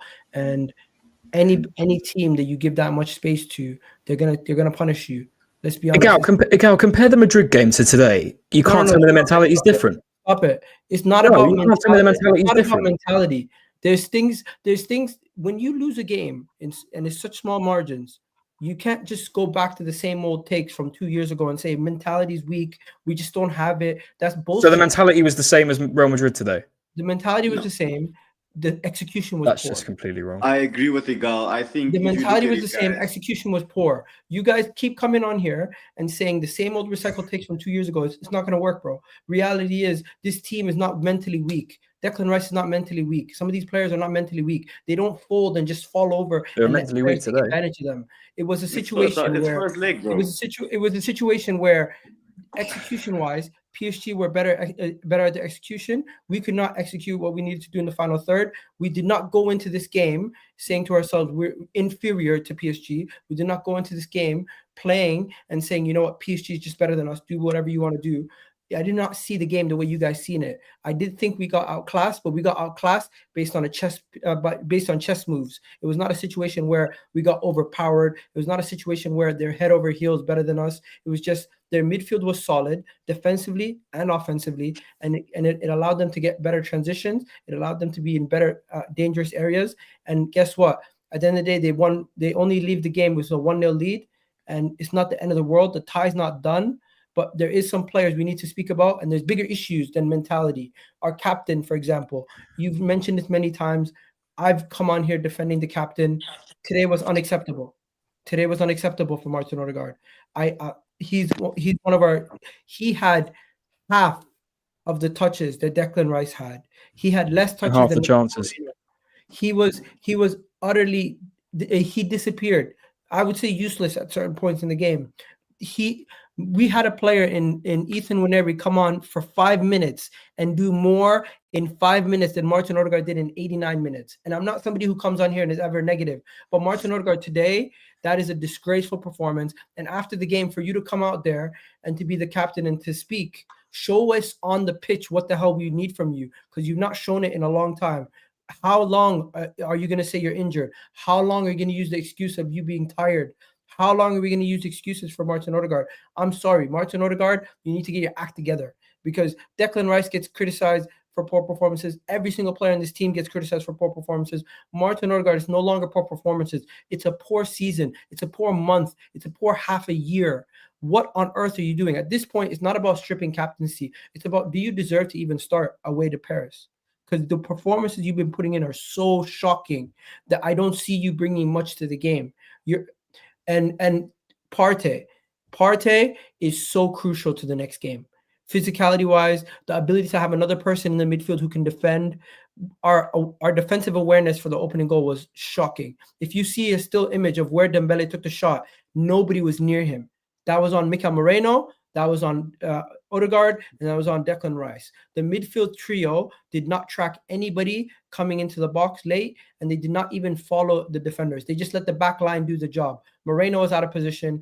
Rice was helping out Timber, and Odegaard was the one who was literally trying to run back. So just some breaking news just come out from Fabrice Hawkins. Looks like Dembele has suffered a hamstring pull.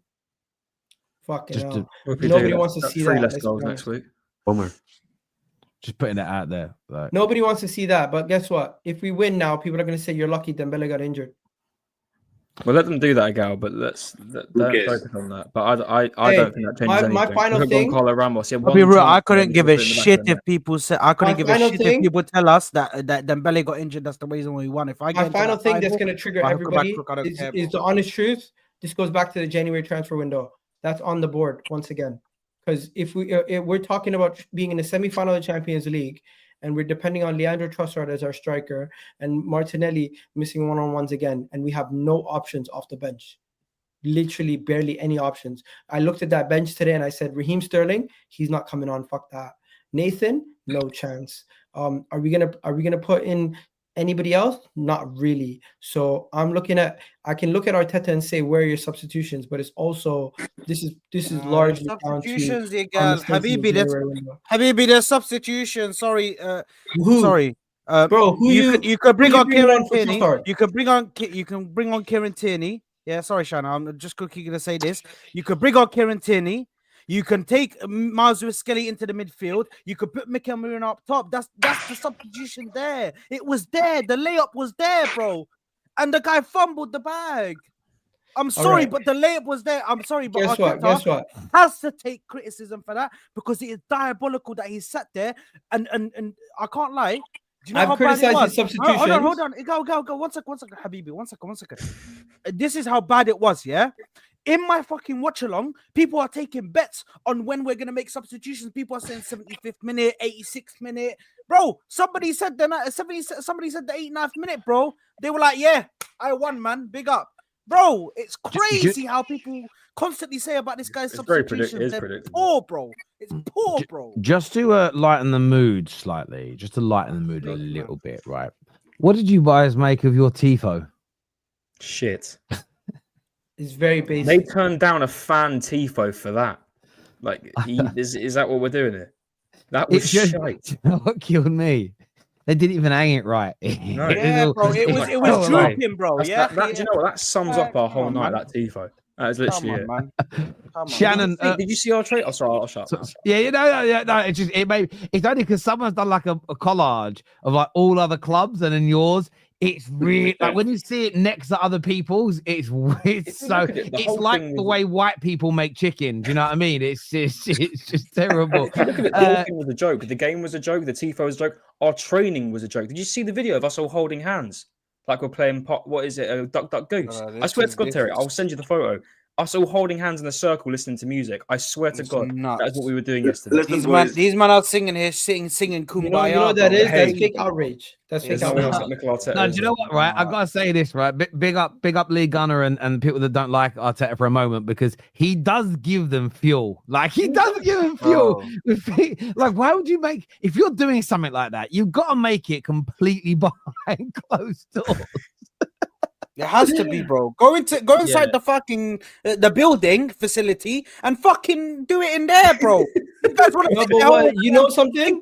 This is part of the process. This is like my 2-year-old son getting mad and fake crying because I feel like this is what we do as fans. We fake cry about things that don't matter, and if we win, we won't give a shit. So it's like stop fake crying over something that's bullshit. I understand that you are right, Egal, in the sense of him making you hold hands wouldn't have made you probably isn't a massive factor in making you win a game and isn't one in making you lose a game. It's just when it goes wrong because it's public, like Declan Rice at the beginning, it's not his fault they're filming him.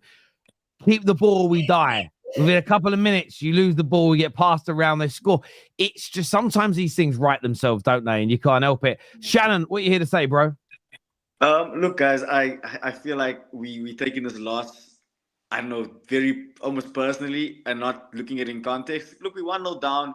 In my opinion, everything that could have went wrong tonight, from the performance, to the tifo, to the substitutions, went wrong.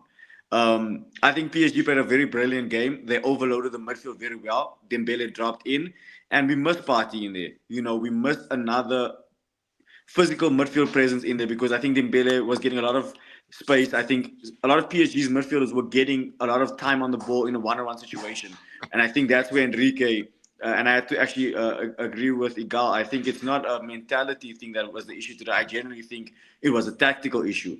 And the problem with that is we didn't have any alternatives. You know, if Jorginho is in the team even, I think we have a better performance in the midfield because it allows Rice to press with Odegaard, someone that like Jorginho or Partey to get on the ball and actually help us keep possession. You know, I think we were very poor with the ball. You know, that's what was also like quite surprising from us tonight. So I'm not really upset because I think, listen, it's all to play for. I mean, we could have easily been a couple more goals down. I do think if you look at the chances we had tonight, it does give me confidence that we can cause them problems in Paris. That's what I think a lot of fans should take some heart in, is that we had good chances. Another day, Trossard and Martinelli scored those goals. And like you said earlier, we're talking about a different game. We're not really talking about the context. We're just talking about, wow, Arsenal came back from a goal down and, they've won the game. So, look, all to play for. I understand the frustrations with Arteta. I also do feel like the substitutions could have been earlier. But it's like, what message do you see in taking your captain off at the 60th minute for 18-year-old?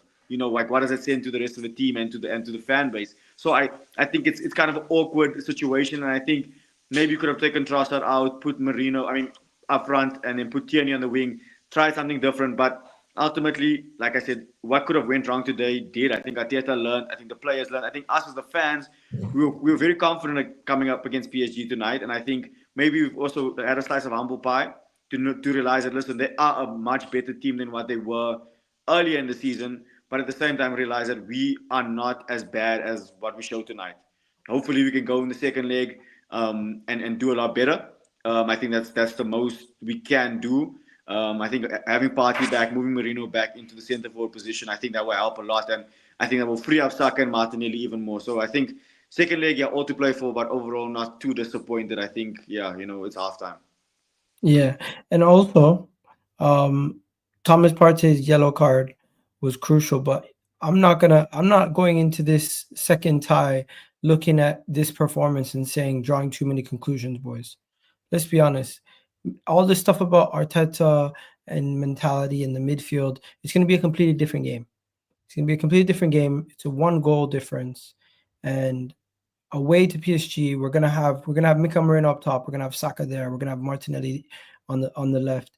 We're gonna have at least the option to bring Trossard off the bench with a little bit more firepower off the bench than what we currently have. So it's not the end of the world. I'll be completely real. They were showing him a lot of times, Thomas Partey today, whether he was sitting in the crowd or in the little special players area and the club level. Yeah, they were showing Thomas Partey. Then they showed him after.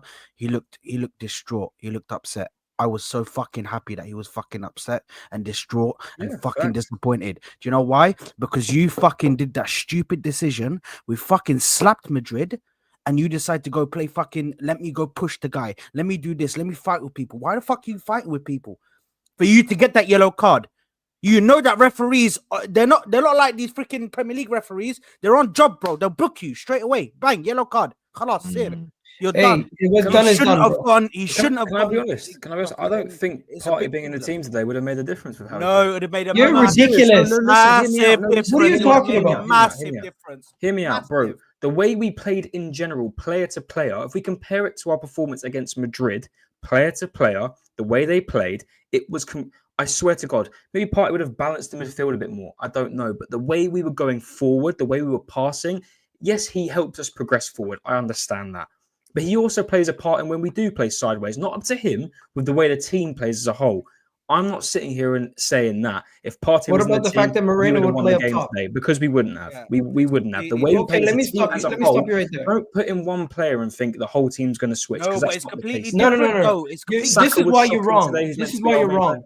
Declan Rice is more valuable to Arsenal as an 8 than a 6. His ability to win the ball higher up the pitch is more useful to us than what he's able to do as a 6. Number one. Number two, Moreno up top is more useful to us than Trossard. Because So how many Partey times would have did we play stopped the ball Kvaratskhelia deep? today. He'd have stopped the Dembele goal. He would have stopped us from kicking Partey- the ball. Partey's Kicking the ball in the positioning- air, left, right, and Partey's centre. positioning Fellas, would have come on, 100% fellas, been he better. would have made the team better, but he wouldn't have made us win the game today. And the whole team Bro, you're was so shit. lost. You're so Boys, lost. Connor, Back to reality, Conor, bro. I'm telling you, he would have made a massive difference, bro. If Partey plays in that game, then we've got Odegaard. Then we've got I'm not mentioning Odegaard. Sorry, we've got Partey in there doing the 6th role as well as he does all the time. Then we've got Rice moving and being able to be free to go and attack. That's all well and good. And I think Rice would have still been fantastic. But you look at Odegaard, would he have changed Odegaard's performance? Would he have changed Saka's performance? Would he have changed Martinelli's performance? but No, Partey- guys, come on. But hold on. He But against definitely Real would have Madrid, changed the against Real performance of the Madrid, attack. how many times? Against Real Madrid, how many times did Rice? Many times did Partey dispossess them? How many times was he there shielding the back line? It's Listen, very important. And then Conor, you this is have so Mikel Marino disingenuous up for top, you to bro. say Partey would not be a Can big I, change. can I ask you a question, Connor? Can I ask you I don't want it to be sort of Lily Phillips settings and go 3-on-1 here or nothing, right? But Cheers, man. pause. You did say earlier that Rice was having to do the job, having to do Moreno's job and Odegaard's job. Yeah, If Partey's in there and that doesn't need to happen, why do you feel that it wouldn't have had a kind of domino effect on improving the rest of the team? To be fair, that's very true. I did say that. And I do think that we had a massive gap where he was meant to be because he was literally doing Moreno's job. He was up with the 8 and he was also doing Martin Odegaard's job at one point. So it would have made sense having him in there. But I look at it as player to player. Yes, Partey would have probably improved our passing and all that. But look at the possession we were holding today. Would he have maybe upped our possession percentage a little bit more? Maybe. But the way PSG were holding the ball and playing football, so you're telling me putting Thomas Partey in there would have made Saka play better today, Martinelli play better today, Martin Odegaard play better. No, he would have been fantastic there, I think, Thomas Partey. I think he would have worked well with Declan Rice, maybe progressing the ball forward a bit more. But I'm sorry, the way that Martin Odegaard, Mikel Merino, Martinelli and Saka played today was inexcusable, and I'm not putting it down to the reason that Thomas Partey wasn't there. That them 4 players would have been 10 times the better player than they were today. They were awful. Do you know why you're they wrong? should hang their heads in shame. And I do want to repeat on Saka today because Saka's one of my favourite players. He was a disgrace. He was an absolute Egal, don't do that. He created one of the best chances. He was an absolute disgrace today in terms of pressing. You're in a Champions League semi-final. He made it very clear how important this game is to him. He's an Arsenal boy from young. We all know that. He's Arsenal at heart. The way he played today, it was disgraceful. No pressing. Yes, he was getting the odd ball forward, but it actually does make me laugh, to be fair, how I do criticise a lot of players for not pressing, and Saka is always one of those players to constantly press. He wasn't even running back at times. There was the odd time where he had to double up with Timber, but it was just so much lack of intensity from our best player, our player who we rely on so much. I can't sit here and say if you had another player into the squad that he'd have been better today. No chance. No chance. Would we have been better in midfield with Partey? Yes, as being in midfield. In terms of what we were offering up front? No. Kicking the ball in the air, left, right, and centre, sideways passing? No. Okay, this is where Thomas Partey changes the game for us. Number one, Declan Rice is able to be to dribble with the ball forward a lot more, gives us more opportunities to get on the counter. Number two, Moreno would be playing at striker, which would give us more ability to play the ball deeper. I mean, from our own half into the final third, easier with Moreno being able to catch the balls, bring it down, and his hold up play being way better than Trossard. Number three, when you talk about line breaking passes, somebody else who can break those lines and get the balls to Saka quicker, get the balls to Martinelli quicker, get the balls to people quicker, that is Partey. And then the final thing, the goal that we conceded, Thomas Partey does not allow that much space between midfielders. He would have been in a better defensive position where if you actually see the goal that we conceded, Partey is usually in the box helping out defensively in those kind of situations where Moreno was outside of the box trying to run in to Dembele and Odegaard was halfway to the halfway line trying to come back. So I think you are completely wrong. Defensively, we would have been better. Offensively, we would have been better. In transition, we would have been better. Our shape would have been better. And Thomas Partey not playing this game literally disorganized us for the first 20 minutes where we were trying to find out how we're going to get into this game.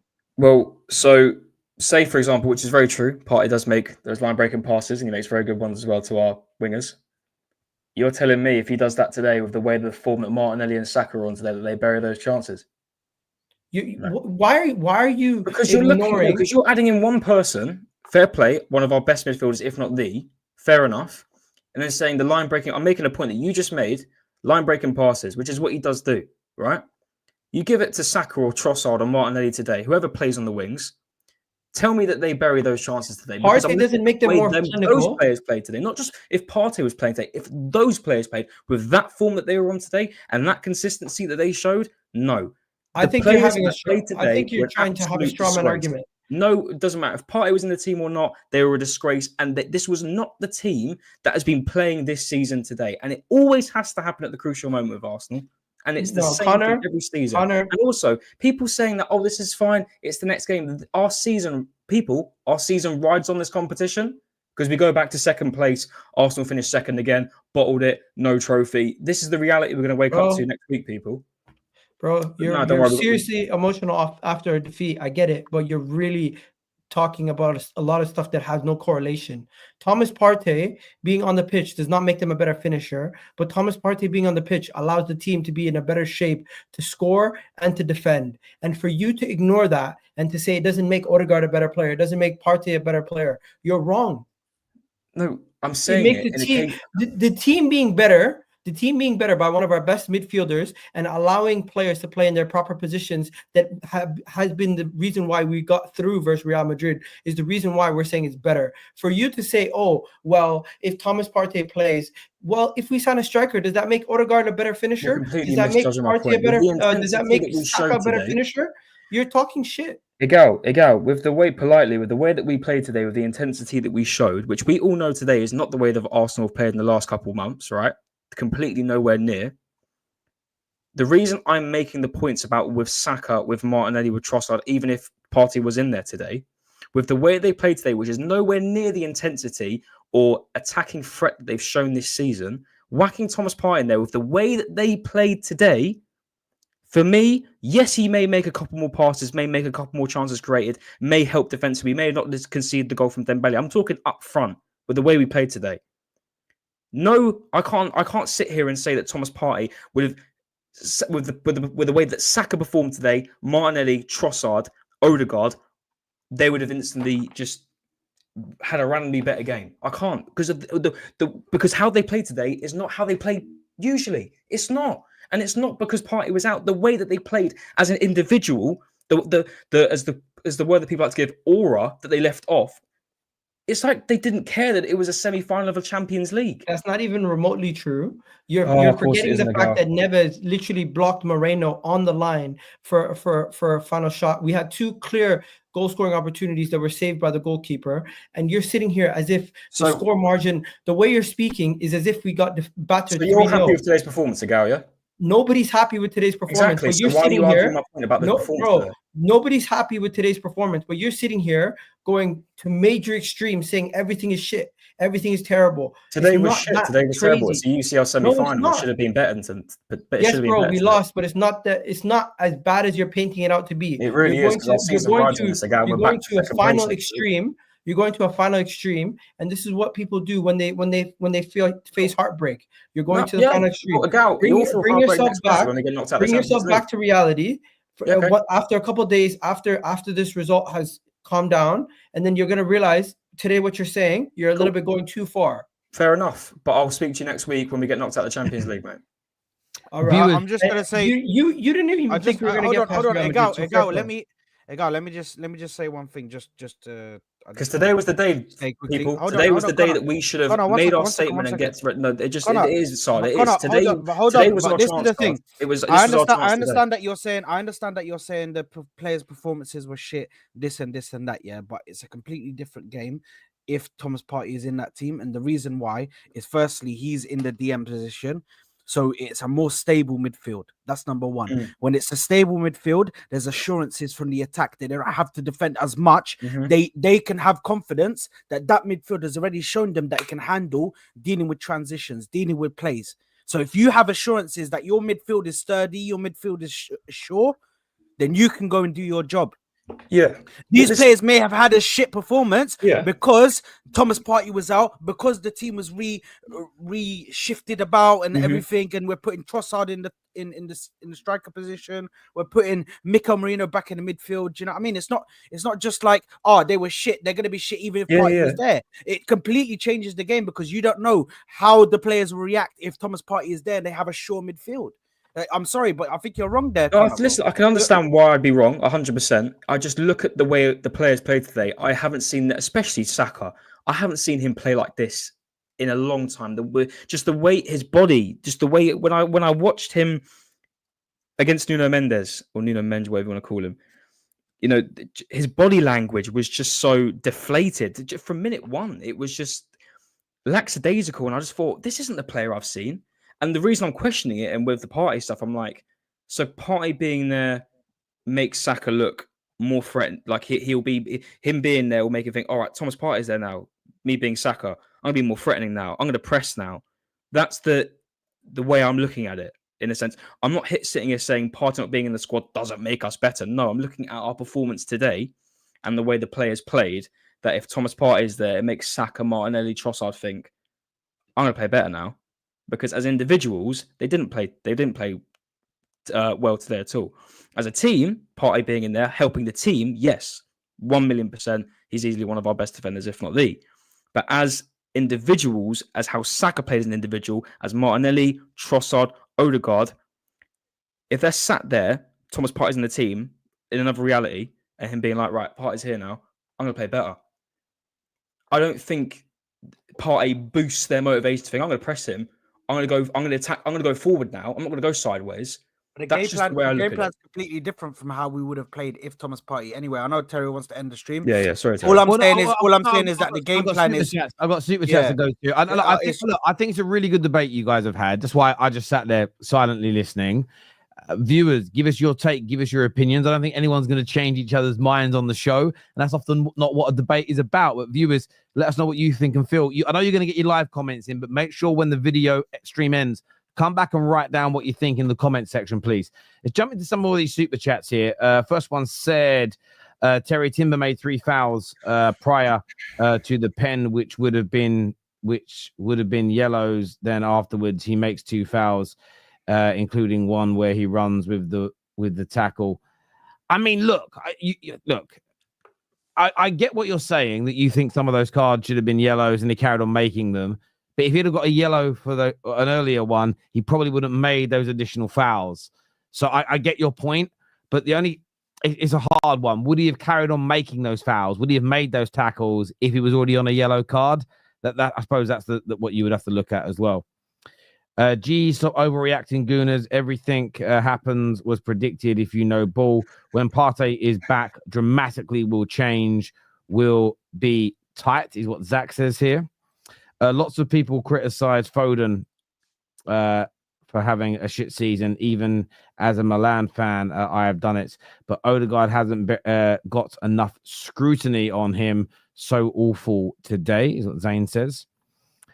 Go to Nathan. Says, only 1-0. What the F are these goofers are reacting about? Lose one game and they scream Arteta out on the game. I don't think anyone on here has said Arteta out, to be fair. I think there's been criticism. I think you read this one, Terry. Yeah, I've already had this one. Because I remember that you I've said already had this shit. Sorry. We've done that one. My gunshots all over me tonight. Bah, bah, bah, bah, bah. Watching PSG play, this is what I was expecting from us in phase 5. Overlapping fullbacks, expansive midfielders and wingers, but nothing of that magnitude, just across, and inshallah, good job, Arteta. What do Arsenal fans feel should happen if they do crash out the Champions League and it affects you finishing second, as teams are picking up points behind you? If Nobody gives a shit. we crash out of the Champions League, then Arteta should personally resign. He should leave, because this season has been a complete regression.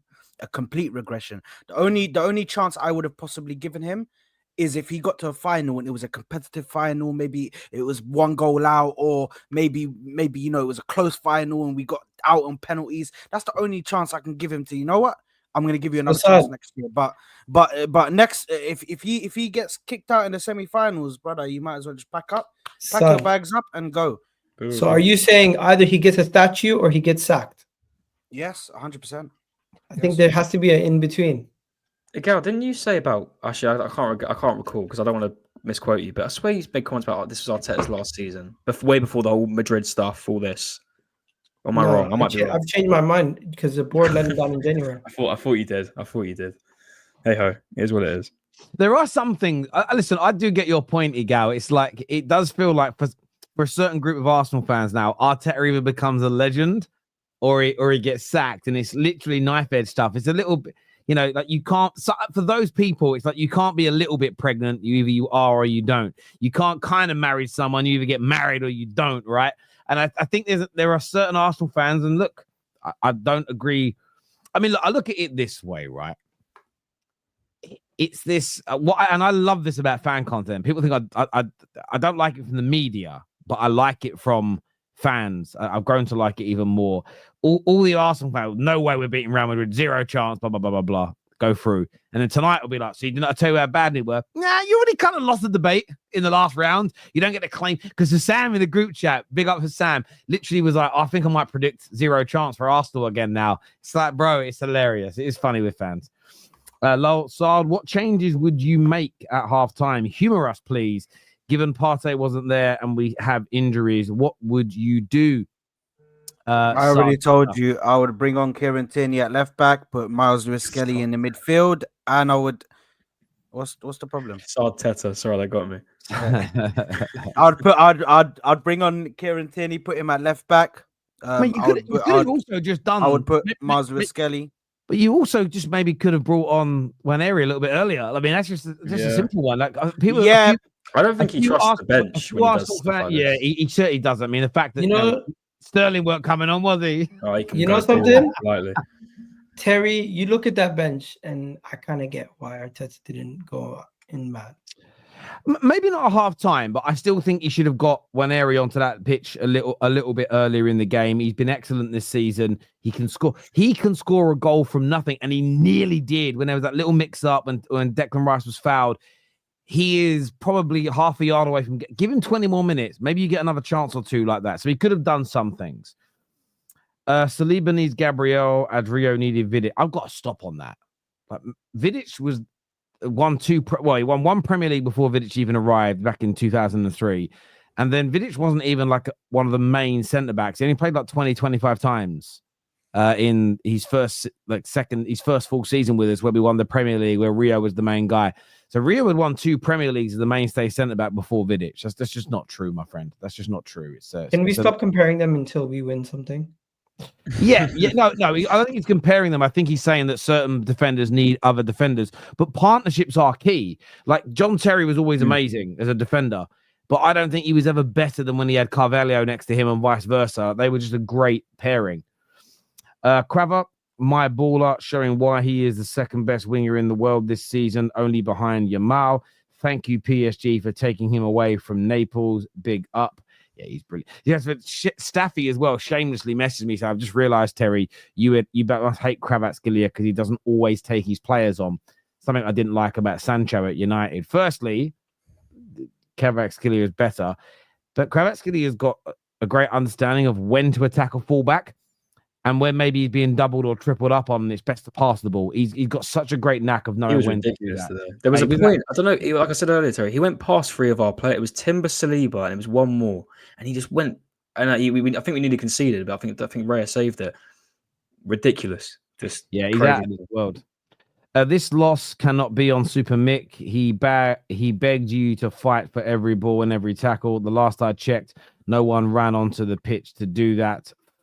Useless fans. Wayne Rooney, and I quote, I don't know if I've got the quote here. Wayne Rooney has come out tonight and said he was disappointed with Arsenal's performance, and he said he was disappointed in the fans. I think it might have been Brandon earlier that said he gets why though PSG kept holding the ball and everything, and I do get that fans do need something to react to, but at the same time, I think there's an element of when Man United conceded the penalty against Lyon and we went 4-2 down. Our crowd got noisier, and maybe that's because we thought it was done, and it was like throw caution to the wind type thing. Yes, we were against 10 men and a team that are not as good, by the way, as Paris Saint-Germain. I understand the circumstances in that are different, but there's just a Real Madrid when they came back and knocked City out, and their fans didn't disappear and go quiet. I think there's something your supporters need to do in that regard, you know. Big up to the panel and Terry. Terry is right. I'm an Irish United fan for my sins. No disrespect intended towards Arsenal. Do you think the second leg and how Arteta approaches it will affect his future? I think it does. I agree with Saad. I think if he gets knocked out, he should walk. I mean, it gets to a point now where it's like, how many more? I mean, I already know what the excuse will be. It will be we had the spectacle against Real Madrid. That's got to keep him for another year. We're going to get Gyökeres. That'll get him for another year. Like, they won't stop. There's always going to be something. But if you look at it in a hindsight, thank you for what you've done. Thank you for rebuilding the squad that you have. We've got some really talented players. But let's get someone. We've now got Berta as well. So that'll be another one. But Berta's now here, so we'll get better transfers. But if you look at it in hindsight, I just don't. But then again, I was saying I don't blame the manager today, so I'm kind of contradicting myself. Yeah, The reason yeah. by the way, I didn't yeah. actually say prove my point why I'm not blaming the manager today. The reason I said it originally was these players performed in a certain way against Real Madrid, and yes, we did have Thomas Partey in there. I understand, But I think what he says here, how Arteta approaches it. So let's just say, let's paint a hypothetical. Hypothetical. You go to Paris, you dominate. Maybe not the ball, but you dominate the chances. You create 4 or 5 big chances, but they're all missed. They're sitters and they're missed. I don't think that impacts Arteta as much as you going there looking lost, tactics wrong, get battered 3-0. I do think, again, they're both extreme examples, but I think that may, even yourself, Conor, that is Arteta out, I think you'd probably look at it like tonight where you'd say, in fairness to Arteta, he coached the win. The players messed up. But I suppose there's an element of that maybe? Yeah, it's tricky. It's tricky because Conor will never give him a break. Let's be honest. I will give him a break because I've actually credited Mikel Arteta many a times in my tenure being on the Football Terrace. Definitely, you can go look back if you want. But no, listen. I mean, it is tricky because the situation we've been in. You've got injuries as well to play a part in it, but it just comes back to the factor of we've been doing this for 6 years now, and it just comes to a point where it's like maybe he is the main bit. Maybe it is to do with him, but then again. Look at the run we've had in the Champions League, but then you look back at the league, all the draws we've had. Is that down to his tactical setup? Yes, in my opinion. You know, what with the business we did in the summer, but then does that go back to Edu? And then it's all this hit and miss. But I mean, if you do look at it in football, it always does go back to the manager, and it is as simple as that. And managers do lose their jobs. It often does. Thomas Yates, just wanted to say, by the way, big up yourself. I'm so sorry that I gave a hypothetical. Purposely an extreme hypothetical to create a conversation. I'm sorry, Thomas Yates. I hope you have how dare I create some dichotomy on the show as a host. I had it earlier when I tweeted out pen or no pen for the potential foul on Kvaratskhelia. Terry, I can't even believe you think it's not a penalty. It's like the fact I do, you know, like we look at the world, everybody wants free speech and everybody wants everything to be open. But I'm like, nah, Elon, man, you've got to just ban people that are that dumb that can't comprehend a question. Do you know what I mean? Especially people that follow me and I understand what I do for a job. My job is to create conversation and I love doing it. So I ask a question. Why are you asking it?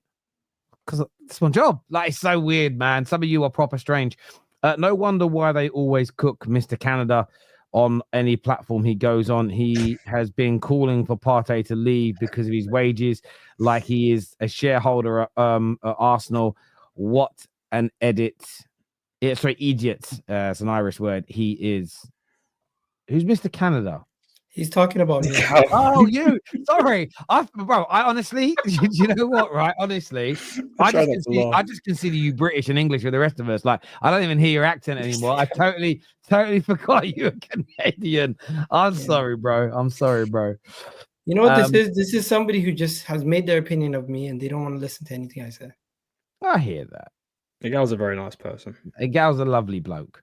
Finally, a level-headed Arsenal fan. You guys did not play bad. You just missed your chances. You can't expect to dominate every team you play. I expect that from a Chelsea fan this season, to be fair. Egal should start a spirituality club. You're always looking at glass filled with drops of water. You mean half filled? Yeah, look. Listen, I'm not gonna lie. If everyone came on like Conor, if everyone came on like Egal, it would be an awful show. It's great to have that difference and that conversation and debate. And you can tell, by the way, how crap the Premier League season's been. We haven't had a match reaction this good with these debates for like 4 or 5 months since the Premier League's fallen off. It's really nice, actually. I've enjoyed it, sitting here listening. Give PSG credit. They have ballers. Egal has made the most sense today. I love Rice, but he was at fault for the goal. Small margins, boys. We move. Thank you, Olu. Also, João Neves is the most impressive player in this game. How he didn't get man of the match makes no sense to me. Who'd they give it to? He was very good. They gave it to Vitinha. Vitinha was very good. I mean, Donnarumma and João Neves literally saved multiple goals. Yeah. And this whole narrative that Donnarumma only is good at penalties needs to stop, by the way. Oh, he's a good shot stopper, but he's also, we didn't test him enough in the air. That's what he's. Look what we had up front. Look what we had up front, bro. Oh, and Odegaard can never take free kicks again. what the hell was he doing?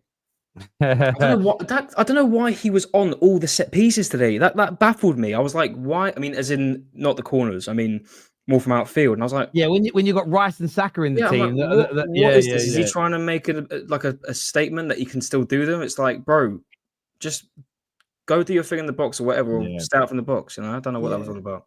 Nadir says, Terry, I fear the second leg will get embarrassed. We got carried away as Madrid aren't a functioning team. I think we lose the second leg convincingly too because Arteta Get is out of of here. his depth.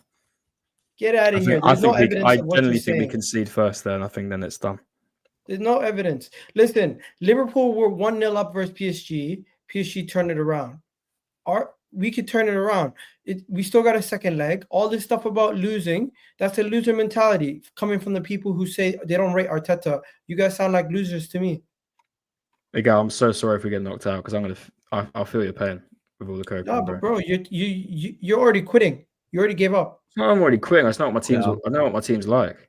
Quitter. If I see one remontada, by the way, if I see anything like that, anything, You don't know your team because if your lady did it. Your lady did the exact same thing. Lost at home and then went away to France and smashed it. Connor, the way I know you don't know what you're talking about sometimes. No, is because what am I saying that's wrong? And aren't Leon like on a women's level like the bomb? Aren't they like Leon are like one of the best teams in the women's Champions League. Listen, take inspiration from your female counterparts. I thought you were talking about. Sorry, I got carried away. Sorry, yeah, the Arsenal women. Yeah, fuck, yeah, they're doing great things. Shit, sorry, I thought you were talking about someone else. My bad. Right, they were 2-1 down. They're doing great things. They were 2-1 down and scored 4. However, that Barcelona game is going to be tricky, bro. That's going to be tricky. You see, Connor always saying, you know what? Looking at the next game, I'm looking at it in hindsight with what I've seen from the men's team and what they can produce in tough situations. Connor, I bet you any money if we ever win anything, you're gonna look at it and be like, you know what? Do you know what Connor's like? Connor's like the kid now. He's not a kid. He's like 19-year-old lad whose dad's saying, I can make it clear I'm 21. I mean, I look 16, but I'm 21. No, I was giving an example. I said that you're like a 19-year-old lad whose dad said, "Oh, we're going to go to the game on Saturday." And you're like this on the phone. You're like, "Okay, Dad, yeah." You don't sound excited. No, I am, Dad. Yeah, I'll see you Saturday. And then his mum, now to paint the picture, his mum and dad don't live together. His mum's like, "What's the matter, Con? Why are you not excited to go football with your dad?" And he sits around and goes, "It's because since I was 6 years old, every time he promises we'll do something, he never turns up and he lets me down." So even though he might turn up, I get it. You're just scarred, bruv. No, it's not even that because I know what my team's like, Terry. Come on, that's the kid from Liar. Connor has got daddy issues. I don't. No, I know what my team's like. There's a movie, Liar, Jim Carrey. That's the kid. Oh my God! Listen, I hate being proven right, but I swear, I'm looking into the future here, and I'm just preparing myself. Terry's life story. My mum and dad were together my entire childhood, well into my adult life, and then they split madly when me and my brothers were all grown up. So no, that wasn't my life, my friend. We were a rarity on my housing estate, and I remember other kids. Literally, I remember one of my friends, Michael, said this. He goes, "Bro, do you know what's mad?" It's like, "What? You're the only family whose mum and dad are still together, literally on the whole estate." So no, that wasn't my life. But there you go. I'm sorry. The Arsenal fan saying Partey starting in the 11 wouldn't change much. Then why complain about subs? Plus Moreno at 9 is better than at CM. No, by the way, there was a couple of times tonight where you guys got in. There was a cross you put in. And as it got crossed, I was like, "Oh, who's in there?" I was like, "Oh, it's fucking Trossard. He ain't getting to the ball." No, I still wouldn't have played the formation you did tonight. I would have done something different in the midfield. I would have kept Moreno up top. I think he brings others into play better. I think you're a better attacking unit with him as a 9, really. I get why you had to, but I would have. I suppose, again, though, you got Calafiori out. You got so many problems in that regard. Arteta lacks elite level instinct, plays it safe and avoids risk, routinely outcoached by more dynamic, adaptable managers when it matters most, is what Eamon says here. I call cap.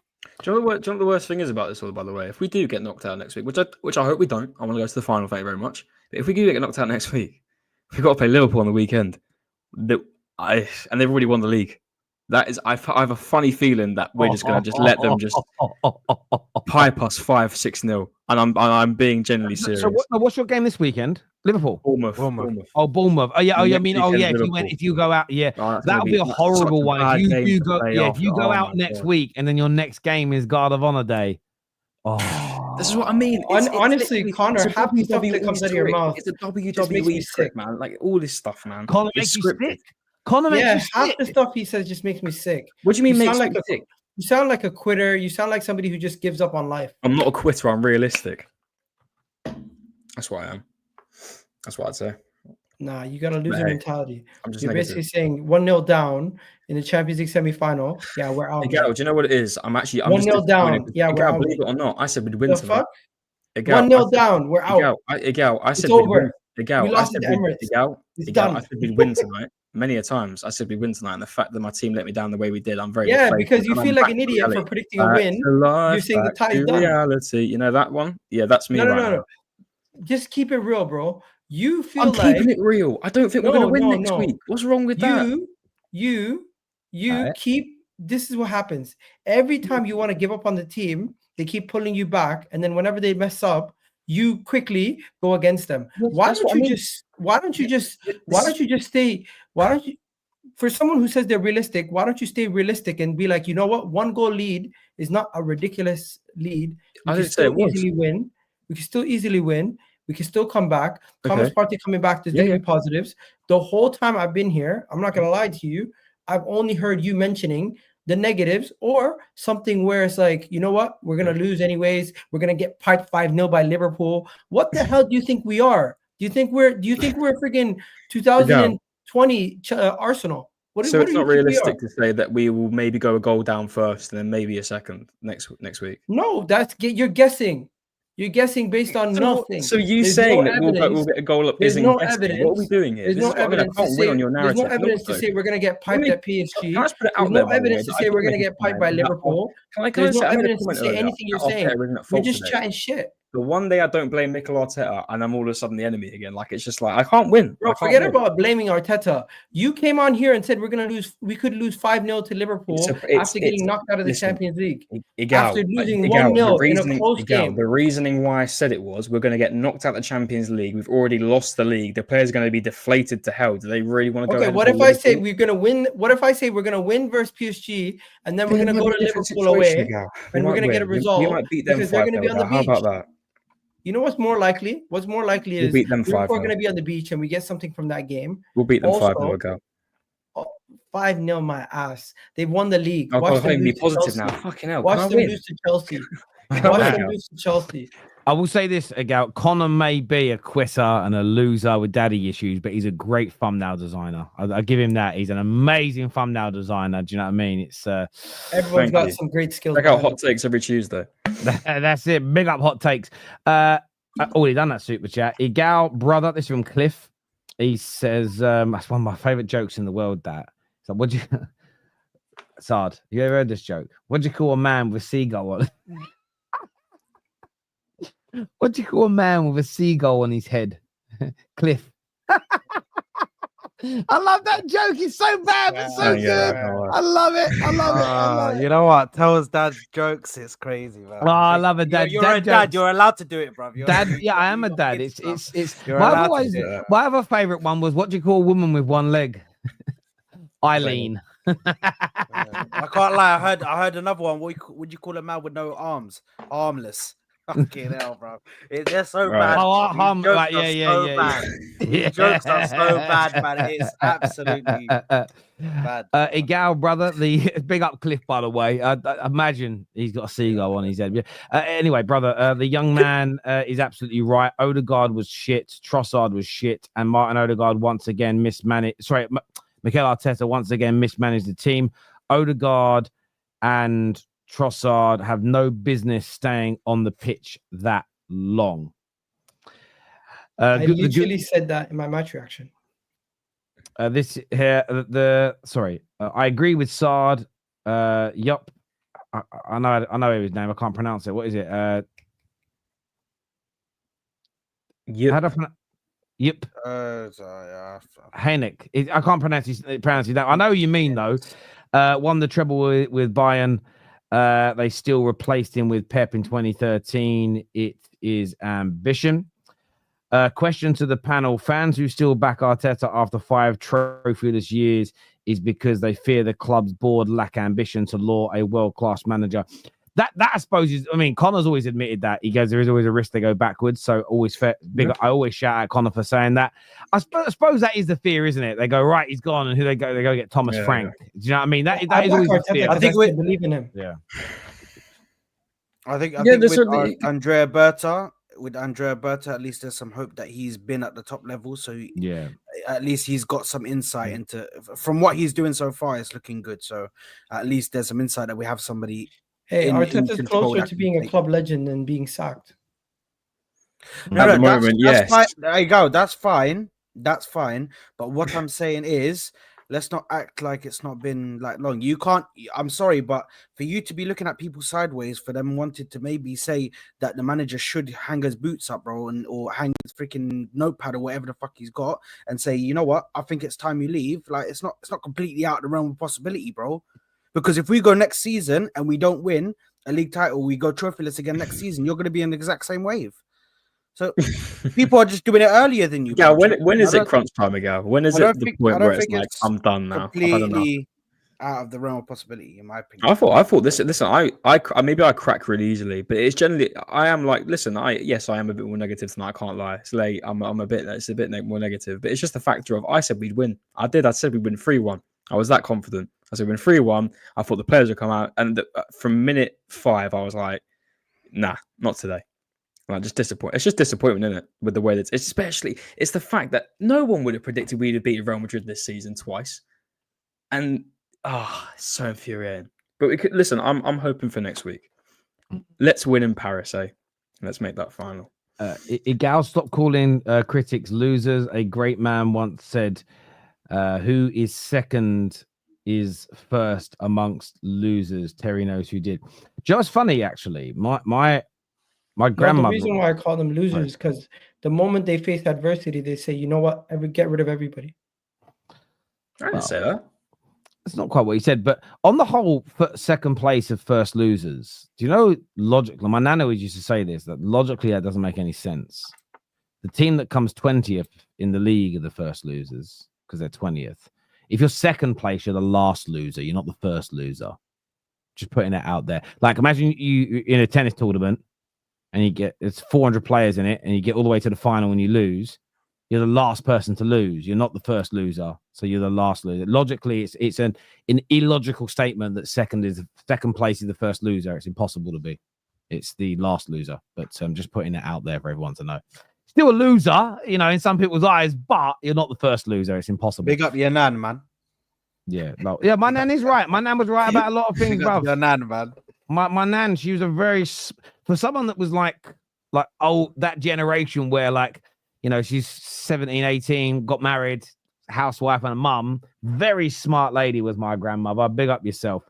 The best, you could say you're the best loser. You're the best place loser if you want to say that. But it's like there's other weird things. Another one that she said to us. I remember once we were a bit younger, but me and my brother talking in the garden. Last night the club was crap. Why? Because it was bloody 1 in, 1 out. And she's like, that doesn't make sense. I'm like, sorry, Nan? She went, what do you mean 1 in, 1 out? I went, well, they only let you in when somebody leaves. Well, then it's 1 out, 1 in. And I was like, every doorman in England says 1 in, 1 out. They're fucking wrong. It goes, that logic means they let you in, then kick someone out. I was like, Nan. She was always like that, my Nan. Bless her. She was a great lady. Excuses, Terry. Now, no one's giving excuses. It's a little bit of fun, my friend. If you, again, please go. I keep saying it. Touch grass, touch a boob consensually, get a girlfriend, get a mate. Like, please, bruv, please. Terry, it was Sir Alex Ferguson who said it. We need that attitude at this club. No, listen, and on a real level, I understand. Logically, it doesn't make sense, but I get why people say it. Yes, and Sir Alex was a great winner. But it'll also tell you, Sir Alex, that the losses and the defeats are what made the winning possible, learning from those mistakes and moving forward. So I would never take one quote from a winner Well, people do, don't they? They'll always take a quote that makes it sound great, but they're not others. Listen, I want to thank every single person who has tuned into the show tonight. We're back tomorrow, fan channel review, straight facts in the afternoon, and then a big reaction again to another Champions League semi-final tomorrow night. Do me a big favor, please, people, and hit the like button before you leave. This is going to redirect you to Footy Judge Mo's channel, so go and support my brother over there. Until next time, take care, goodbye, God bless, and we'll see you all again soon. Peace.